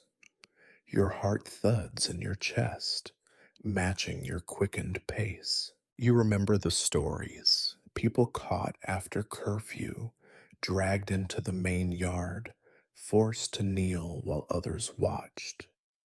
Sometimes they never came back.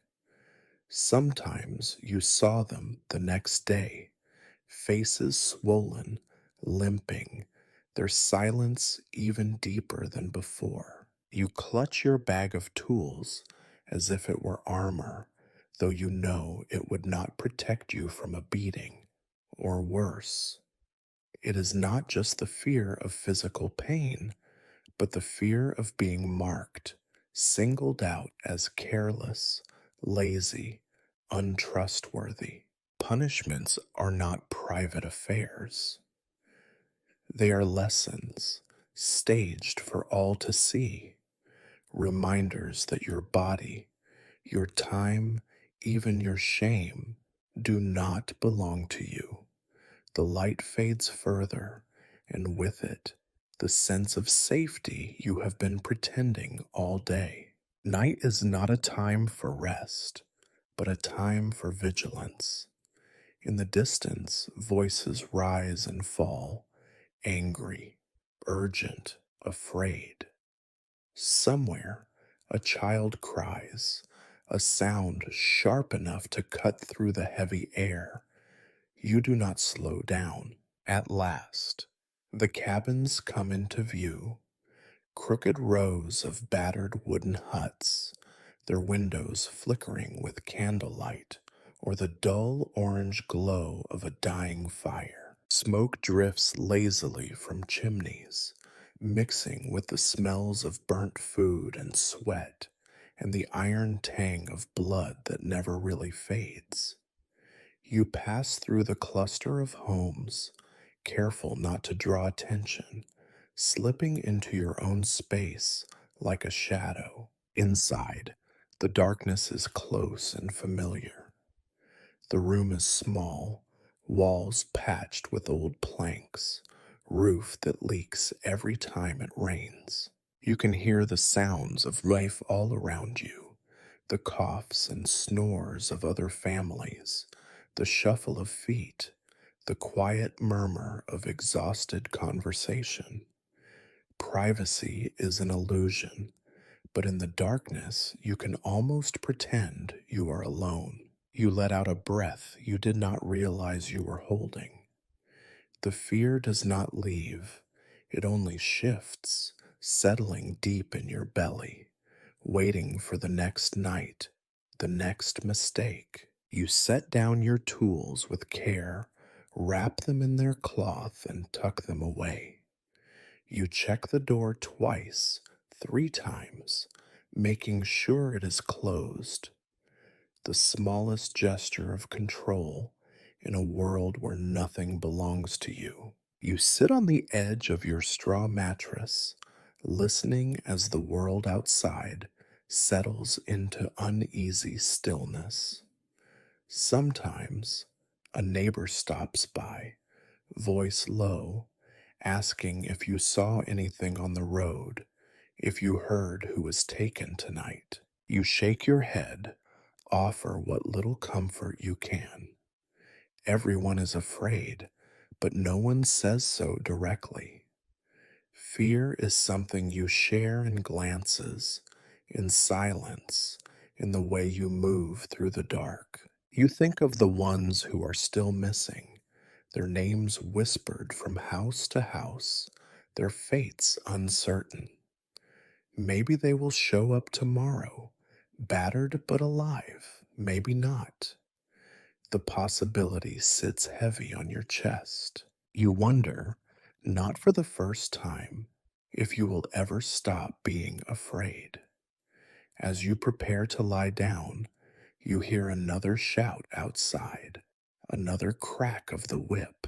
You close your eyes, pressing your fists into the mattress, willing yourself to be small, to be invisible. You pray, not for freedom or hope. Those are too big, too dangerous, but for one more day of survival. You listen as the noises of the night fade, replaced by the steady breathing of others in the room. The fear does not disappear, it merely waits, just below the surface, ready to rise with the sun.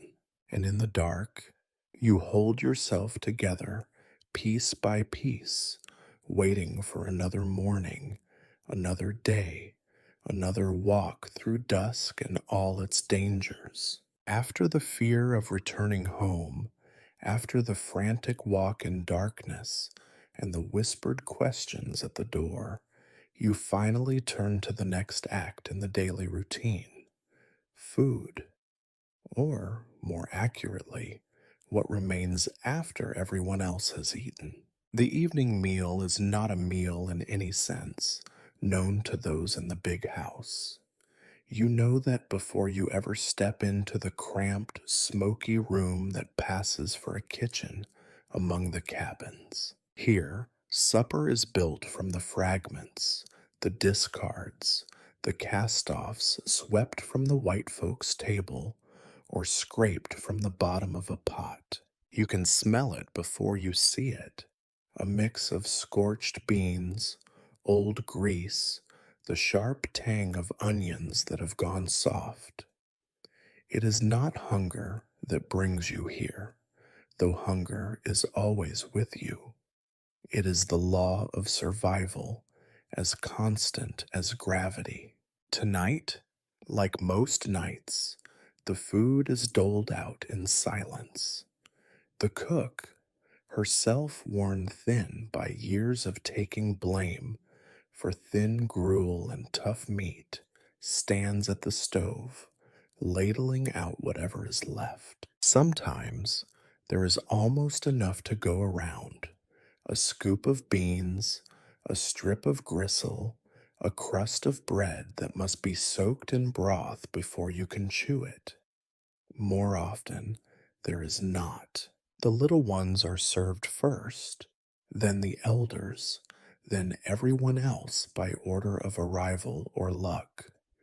You receive your portion without ceremony. In your bowl, a scoop of grayish beans, a chunk of sweet potato that is more skin than flesh, and, if you are lucky, a scrap of meat clinging to a bone. There is never enough to fill you. You do not complain, because complaint is useless. The cook shrugs and moves on. You take your place on the floor or the nearest stoop, bowl balanced in your lap, elbows pressed tight to your ribs. Around you, the sounds of the evening settle in: a low buzz of quiet conversation, the slurp of broth, the crunch of teeth on bone. No one wastes a morsel. Some mothers spoon the softest bits into their children's mouths, eating only what is left behind. The elders chew slowly, every swallow a small victory. There is no feasting here, only the silent competition for the largest scrap, the thickest crust. Envy, though rarely spoken aloud, hangs over the meal like smoke. Sometimes someone remembers a better meal: cornbread baked golden, fried chicken crisp and steaming, thick slices of ham from a hog that was once, for a moment, shared among the quarters. These stories always come with a sigh, a shake of the head, a look around to see if the overseer's shadow might be lurking. You listen, half dreaming, mouth watering, knowing such meals are not for you and may never be again. Every so often, you see one of the house slaves sneak something extra: a wedge of pie, a handful of raisins, a spoonful of butter still cold from the cellar. They share, if they can, with a favorite child or a friend in need. Most nights, though, even those small luxuries are missing. You eat what you have, licking the bowl, gnawing the bone, picking the last grains of rice from a wooden spoon. Waste is unthinkable. Hunger makes you careful. It is in these moments that envy blooms sharpest. Not just envy of the whites, whose leftovers you consume, but of the lucky few who manage a slightly better meal, who sit closer to the cook, who have a cousin or an aunt in the big house. You feel it, and you hate it, but you cannot help it. Hunger makes everything sharper, uglier. You remember stories from the elders, tales of times so lean that children fought over peelings and mothers wept for want of flour. You see the truth of those stories in every empty bowl, every hollow cheek. The meal is over quickly. There is no lingering, no laughter, no stories told for pleasure. Someone wipes the pot clean with a crust of bread. Someone else starts a small fire to boil water for tomorrow. You scrape your bowl, fingers hunting for the last soft bean, the last drop of broth. Your stomach still aches, but you ignore it, as you always do. There is work yet to be done, water to fetch, children to wash, a floor to sweep before sleep. When you leave the kitchen, the sky is black, scattered with indifferent stars. The other cabins are quiet, their windows glowing faintly. Somewhere nearby, a baby cries and is quickly hushed. You pass by the other children, some still chewing, some already curled up in their mother's arms, eyes half closed with exhaustion. As you prepare for bed, you feel the familiar weight of hunger pressing in on you, a dull ache that will follow you into sleep. You think of the white folks in the big house, plates full, bellies round, voices rising in laughter you will never share. The distance between your life and theirs is measured in food, in warmth, in the right to go to bed full. You close your eyes and let the ache settle. Tomorrow there will be more scraps, more envy, more of the same. You have survived another day. It is not much, but it is all you have. When the last scraps of the evening meal are gone, and the chores of survival have been completed, water fetched, children washed, tools hidden away, you gather with the others around a fire if the night allows. The fire is not for comfort or for warmth, though you welcome both when they come. It is for community, for the fragile thread of connection that you all need to keep from slipping away in the darkness. The fire burns low, just enough to throw light on the faces gathered close, careful not to draw attention from the overseer or any restless soul in the big house. No one wants to be accused of plotting, of singing too loud, of gathering in numbers that might seem suspicious. So you keep your voices low, your songs soft, your laughter quick and nervous. Everything, even hope, must be whispered. You listen to the voices of the others, old men with stories that reach back to lands you have never seen, women humming lullabies in languages you do not know, children half asleep, fighting to stay awake just to be near the comfort of the group. Some tell tales of Africa, of ancestors stolen from their homes, of names and gods lost in the passage. Others share memories of good times, or what passes for good in this place. A wedding celebrated in secret, a birth that went smoothly, a rare feast, a moment of laughter that outlived the pain. These stories are both a blessing and a curse. They remind you that there is more to life than what you are given, that there were worlds before this one, families and songs and languages that existed without fear. But they also sharpen the pain of loss, making the boundaries of the present feel even smaller. The fire glows on the faces of your friends and kin, and in their eyes you see the same struggle, the need to remember, and the need to forget. Hope is the most dangerous guest at the fire.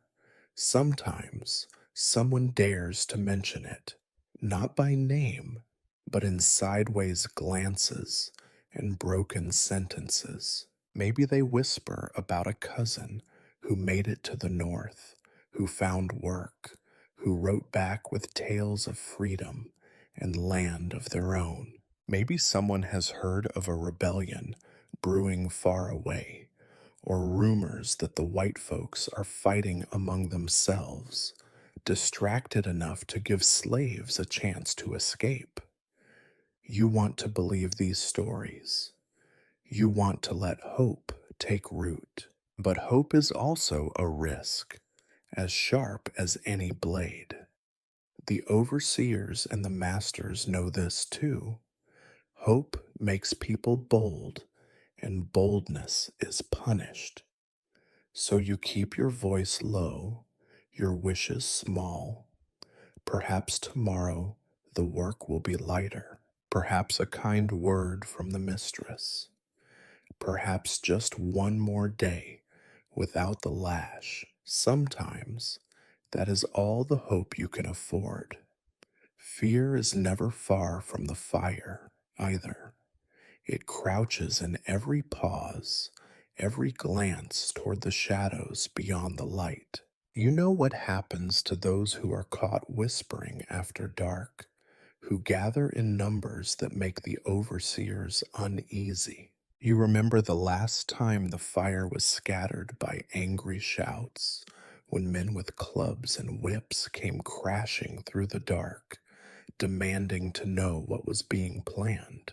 After that, some were sent away, never seen again. The fire was not lit for weeks. Still, you gather, the need to be with others, to speak, to remember you are more than hands and bodies for labor, is too great to ignore. Sometimes the songs are prayers, half sung, half murmured, asking for mercy, for strength, for deliverance. Sometimes the laughter is real, bubbling up from some place deeper than sorrow. Sometimes the silence is enough, the quiet company of those who share your burdens. Tonight, you sit a little closer to the fire, letting its warmth soak into your tired bones. You watch as a mother braids her daughter's hair by firelight, as an old man carves a bit of wood into the shape of a bird, as someone hums a tune that reminds you dimly of happier days.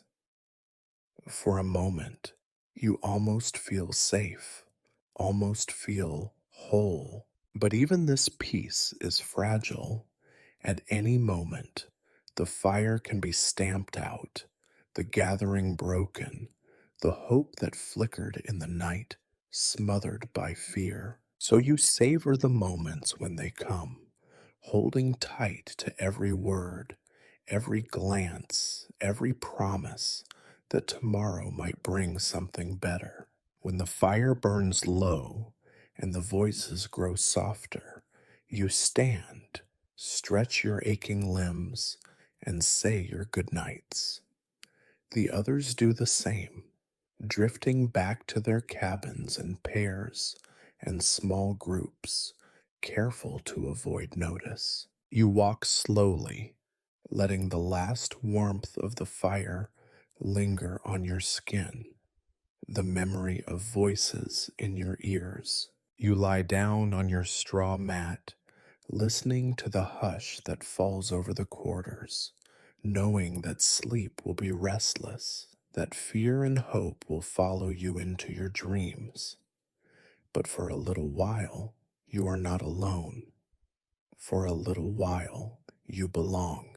Tomorrow, the fire will burn again.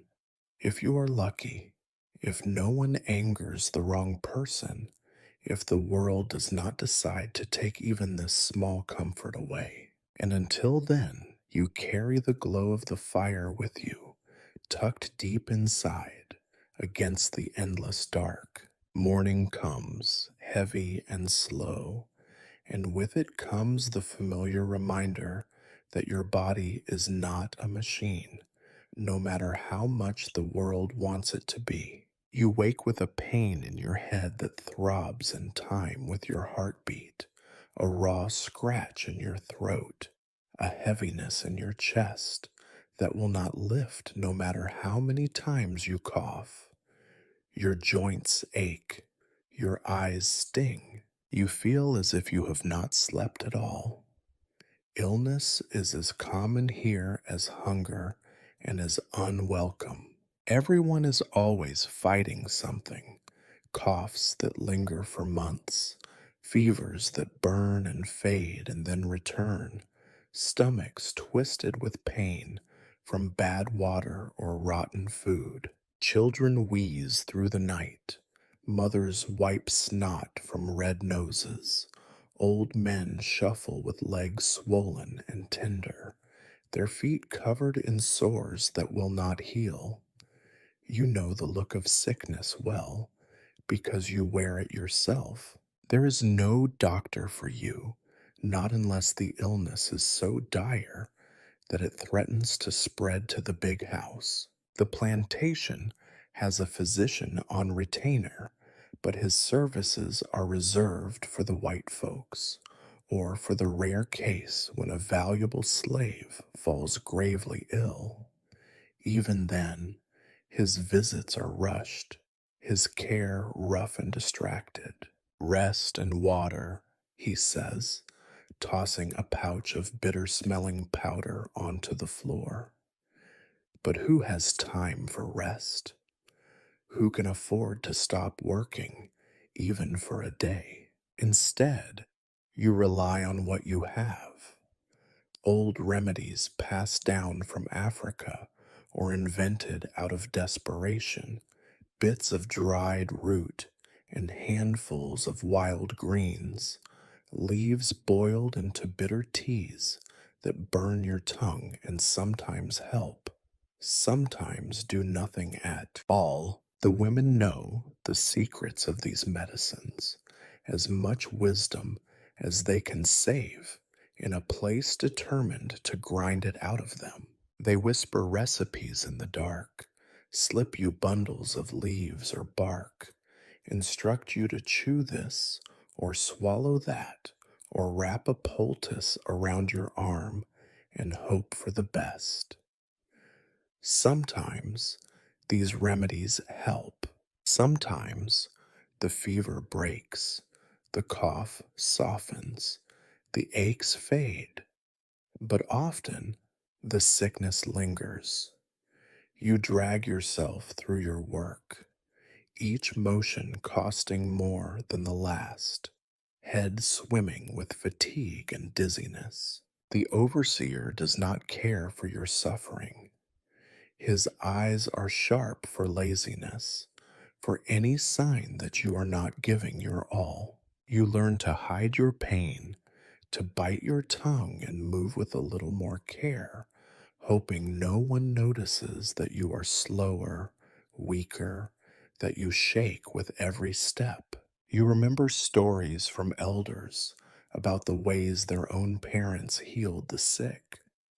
Cool baths and clear rivers, steam from boiled herbs, careful hands and patient words. Here, the water is muddy, the air heavy with sickness, the hands too busy to be gentle. Still, you do what you can. You tend to your wounds and aches. You care for the children who wake coughing in the night. You watch over friends and family, waiting for the worst to pass. There is a cruelty to sickness here. It is not just the pain, but the knowledge that you are replaceable. You have seen it happen. A woman laid low by fever, her children cared for by neighbors until she is gone. Her place in the fields filled before the dirt has settled on her grave. An old man loses the use of his leg, and within a week he is sold or sent away. Even in illness, there is no rest, only the risk of being discarded, traded for someone younger, healthier, less trouble. Work does not wait for sickness. You rise with the others, stomach churning, head pounding, and go about your day. You cut hair with trembling hands, hiding your cough behind your sleeve, fighting the dizziness that makes your tools slip and your vision blur. Your clients notice, but they say nothing. They have learned, as you have, that there is nothing to be done except endure. Sometimes a kind word passes between you and another. Hang on, brother, or you'll see morning yet. But comfort is as thin as the soup you choke down at night. Children suffer the most. You watch as they waste away, bellies swollen from hunger, cheeks sunken, eyes dull. The smallest ones do not always make it through the winter. Their mothers grieve quietly, quickly, because life does not pause for sorrow. There is work to do and always another child to tend. In the evenings, as you sit by the fire, you feel the ache in your bones, the fever in your blood, and you wonder how much more you can take. You remember that rest is not for people like you, that sickness is just one more burden to bear, a private torment in a world already full of suffering. You swallow your remedies, say your prayers, and hope for the strength to last another day. And in the end, you get up again because you must, because no one else will, because here, illness is not an excuse, it is a test, and the only prize for passing is survival. Rumors travel faster than the wind through the quarters. They flicker at the edges of every conversation, sparking hope and terror in equal measure. In the barber shop, at the fireside, in the line for food, you hear them, quiet voices trading the latest whispers about who might have run, who is missing, who was seen last slipping away at dusk with nothing but a bundle and the courage to risk everything. Today, the air is thick with talk of escape. Someone says they heard it from a friend, who heard it from a cousin, who swears he saw old Tom disappear into the woods before sunrise. Someone else claims to have seen a white man on horseback, riding hard with a pack of dogs, shouting for blood. You listen, as always, with a face that gives nothing away. You have learned that hope is as dangerous as disobedience. For every story of a runaway, there are 3 stories of capture. The woods that border the plantation are no haven. They are filled with biting insects, thorns, snakes, and the constant threat of patrols, white men with guns, hungry for reward money, or just the pleasure of the hunt. Dogs are trained for this purpose, their noses sharp, their jaws eager. You have seen what they do to those who are caught. The bites, the bruises, the haunted look in the eyes of those who come back, or the silence that marks those who do not. The punishments are always public, always brutal. They are staged to teach you, to keep you afraid. When someone is caught, the overseer gathers everyone, men, women, children, forcing you to watch. The air crackles with dread. No one speaks. You watch the victim's face, searching for signs of regret, of defiance, of fear. Sometimes the punished are silent, staring straight ahead, refusing to give the masters the satisfaction of a cry.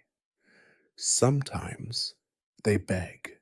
Sometimes they curse. You have seen all manner of punishment. The whip is most common, a long, coiled lash that sings through the air and leaves tracks on skin that will never heal. Sometimes the runaway is chained, forced to wear an iron collar or leg irons for weeks. Sometimes A man or woman is sold away, sent south, a fate so final and terrible that it is never described in detail, only hinted at in hushed voices. Once you saw a runaway hanged. The memory presses on your mind like a stone, refusing to fade. The spectacle is not just for those who are caught, it is a message to everyone. This is what happens to those who dream too loudly, who reach for freedom, who try to slip the bonds of this life. You feel the lessons settle in your bones, cold and heavy. You want to look away, but you do not. Looking away is noticed. Looking away is its own kind of defiance. Even after the punishments, the rumors do not die. If anything, they grow. Some people say they know a man who made it to the north, who found work in a city where no one owns him. Others claim to have heard songs on the wind, sung by runaways making their way to freedom. Songs of hope passed down from one secret gathering to the next. Some nights, you find yourself humming those tunes, low and soft, too quiet for anyone to hear. But hope is a double edged thing.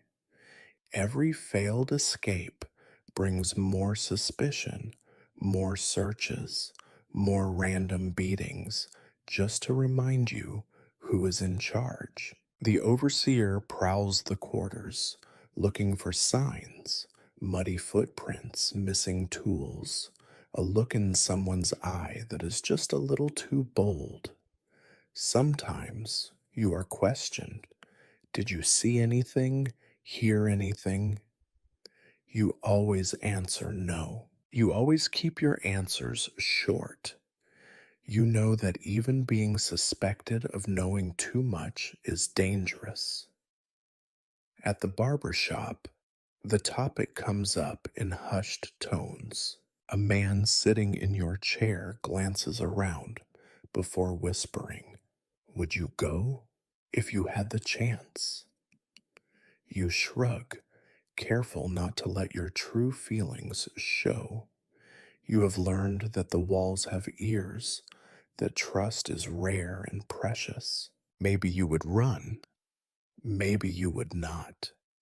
The risk is so high, the price so steep.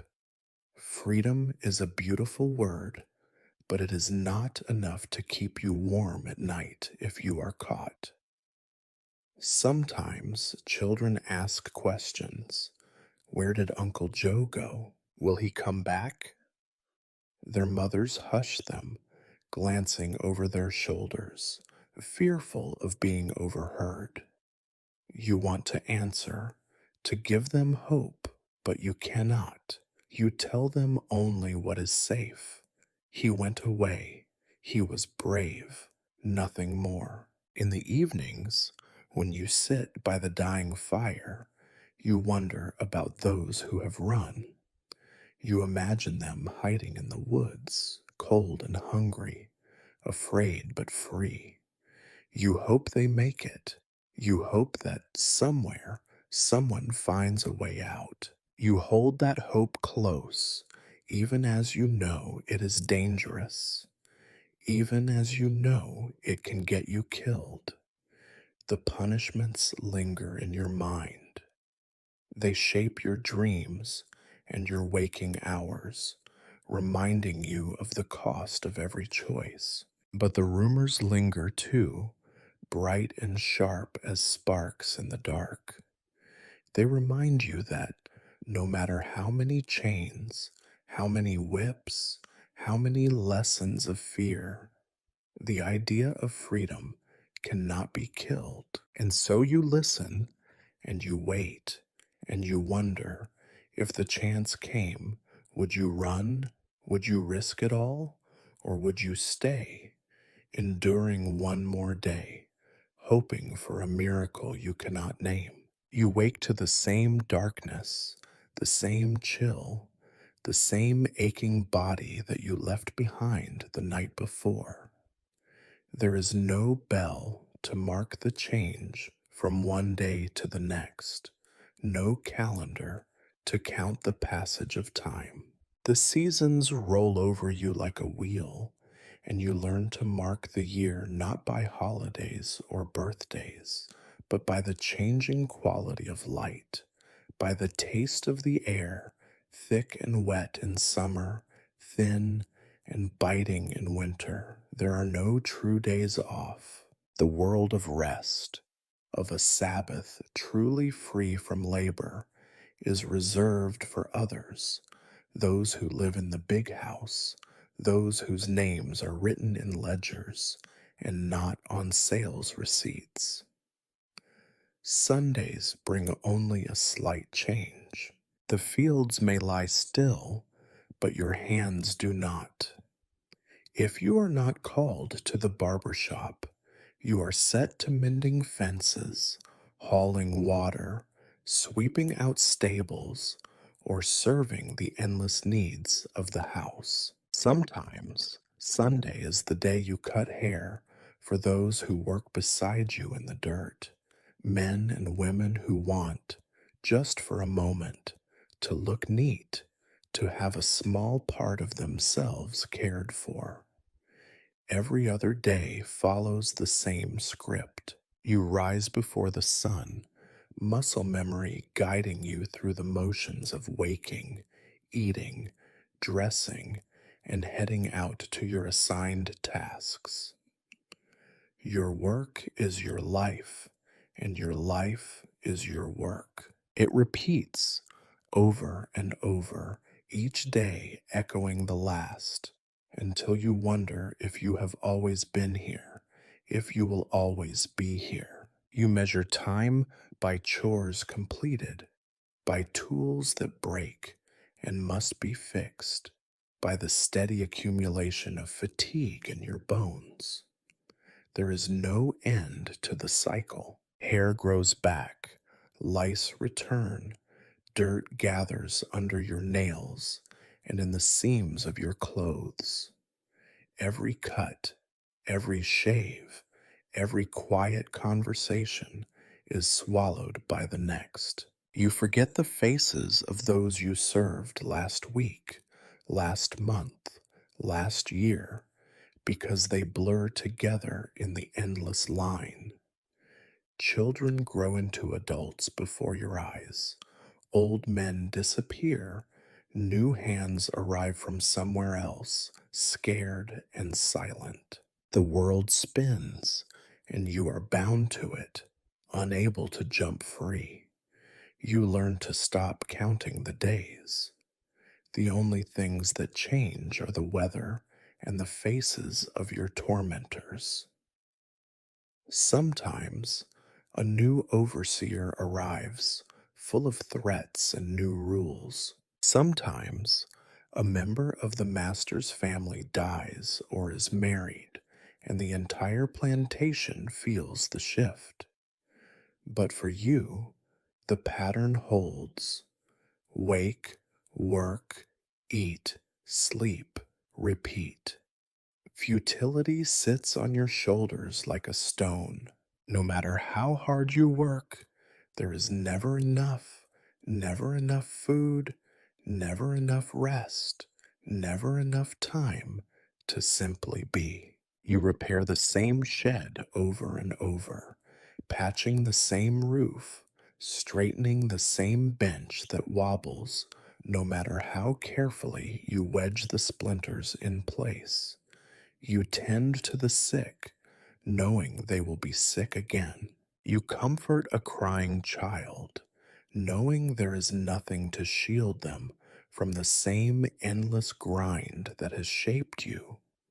Sometimes you wonder if the work means anything at all. Your skill as a barber is something that sets you apart, a fragile badge of identity in a world determined to strip you of self. But even that begins to feel like an illusion. No matter how carefully you sharpen your scissors, how gently you trim a child's hair. You are still just another body in the master's ledger, a replaceable part in a system built on pain.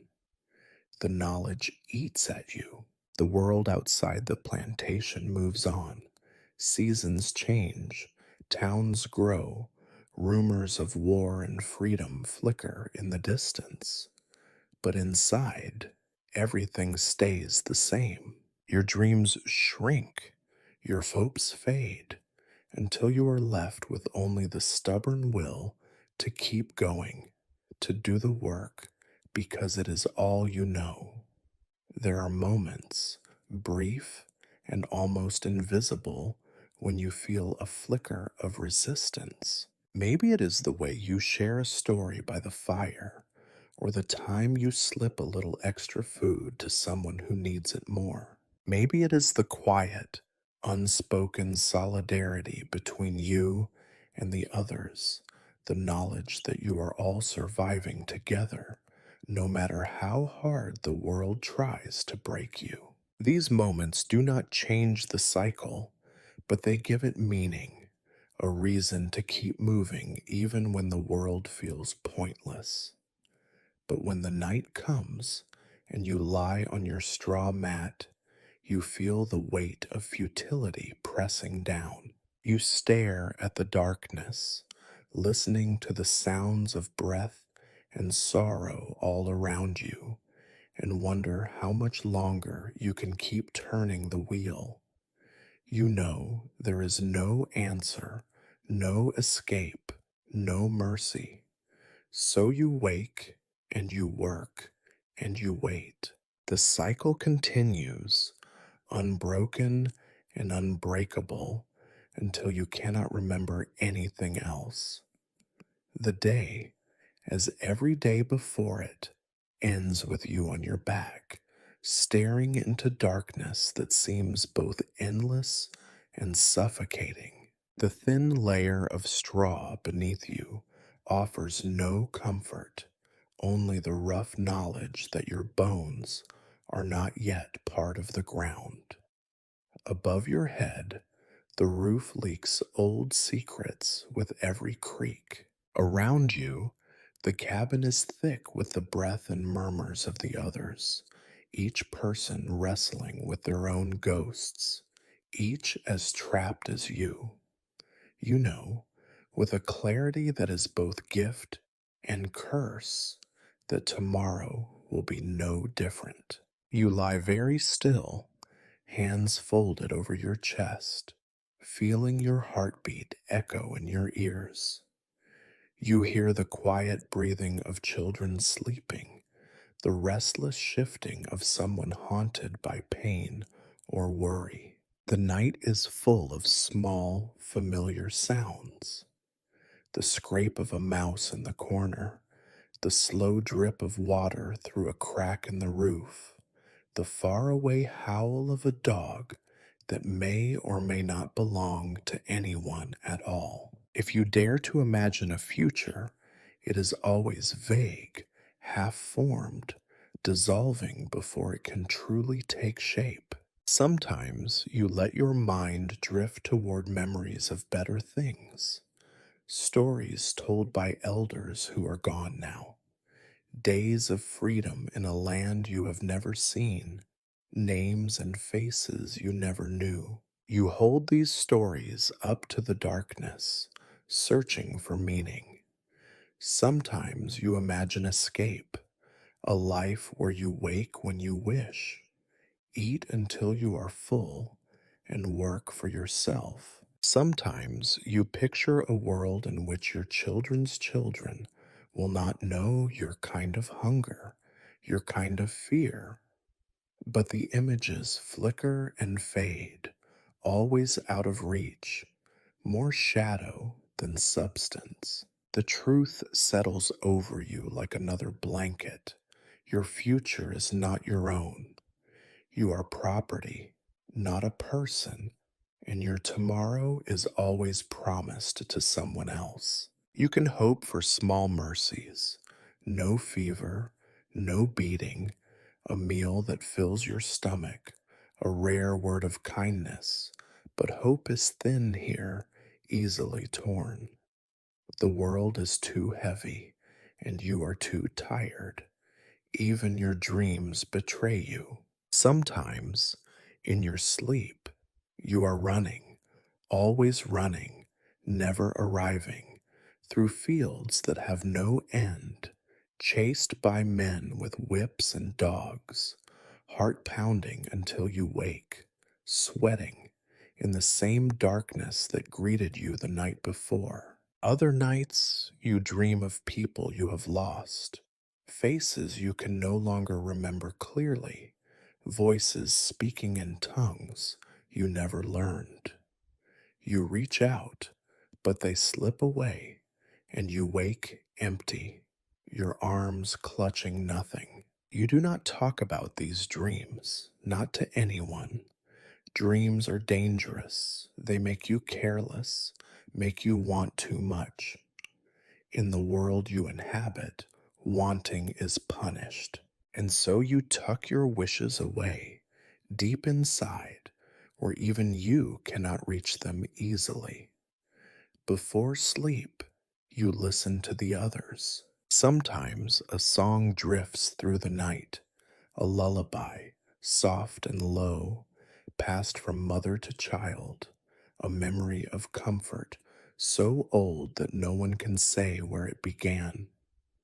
Sometimes there are prayers, spoken, sung, or simply thought. You join in silently, asking for strength to survive, for peace in the face of endless days. You do not pray for freedom, not out loud. That kind of prayer is too large, too hopeful. You pray instead for another sunrise, another small chance. Some nights you count your blessings, though the list is short. You are still alive. You still have your hands, your wits, your place among the living. You have not been sold, not yet. You remember the faces of those who have disappeared, taken in the night, sold to new masters, or simply lost to hunger and disease.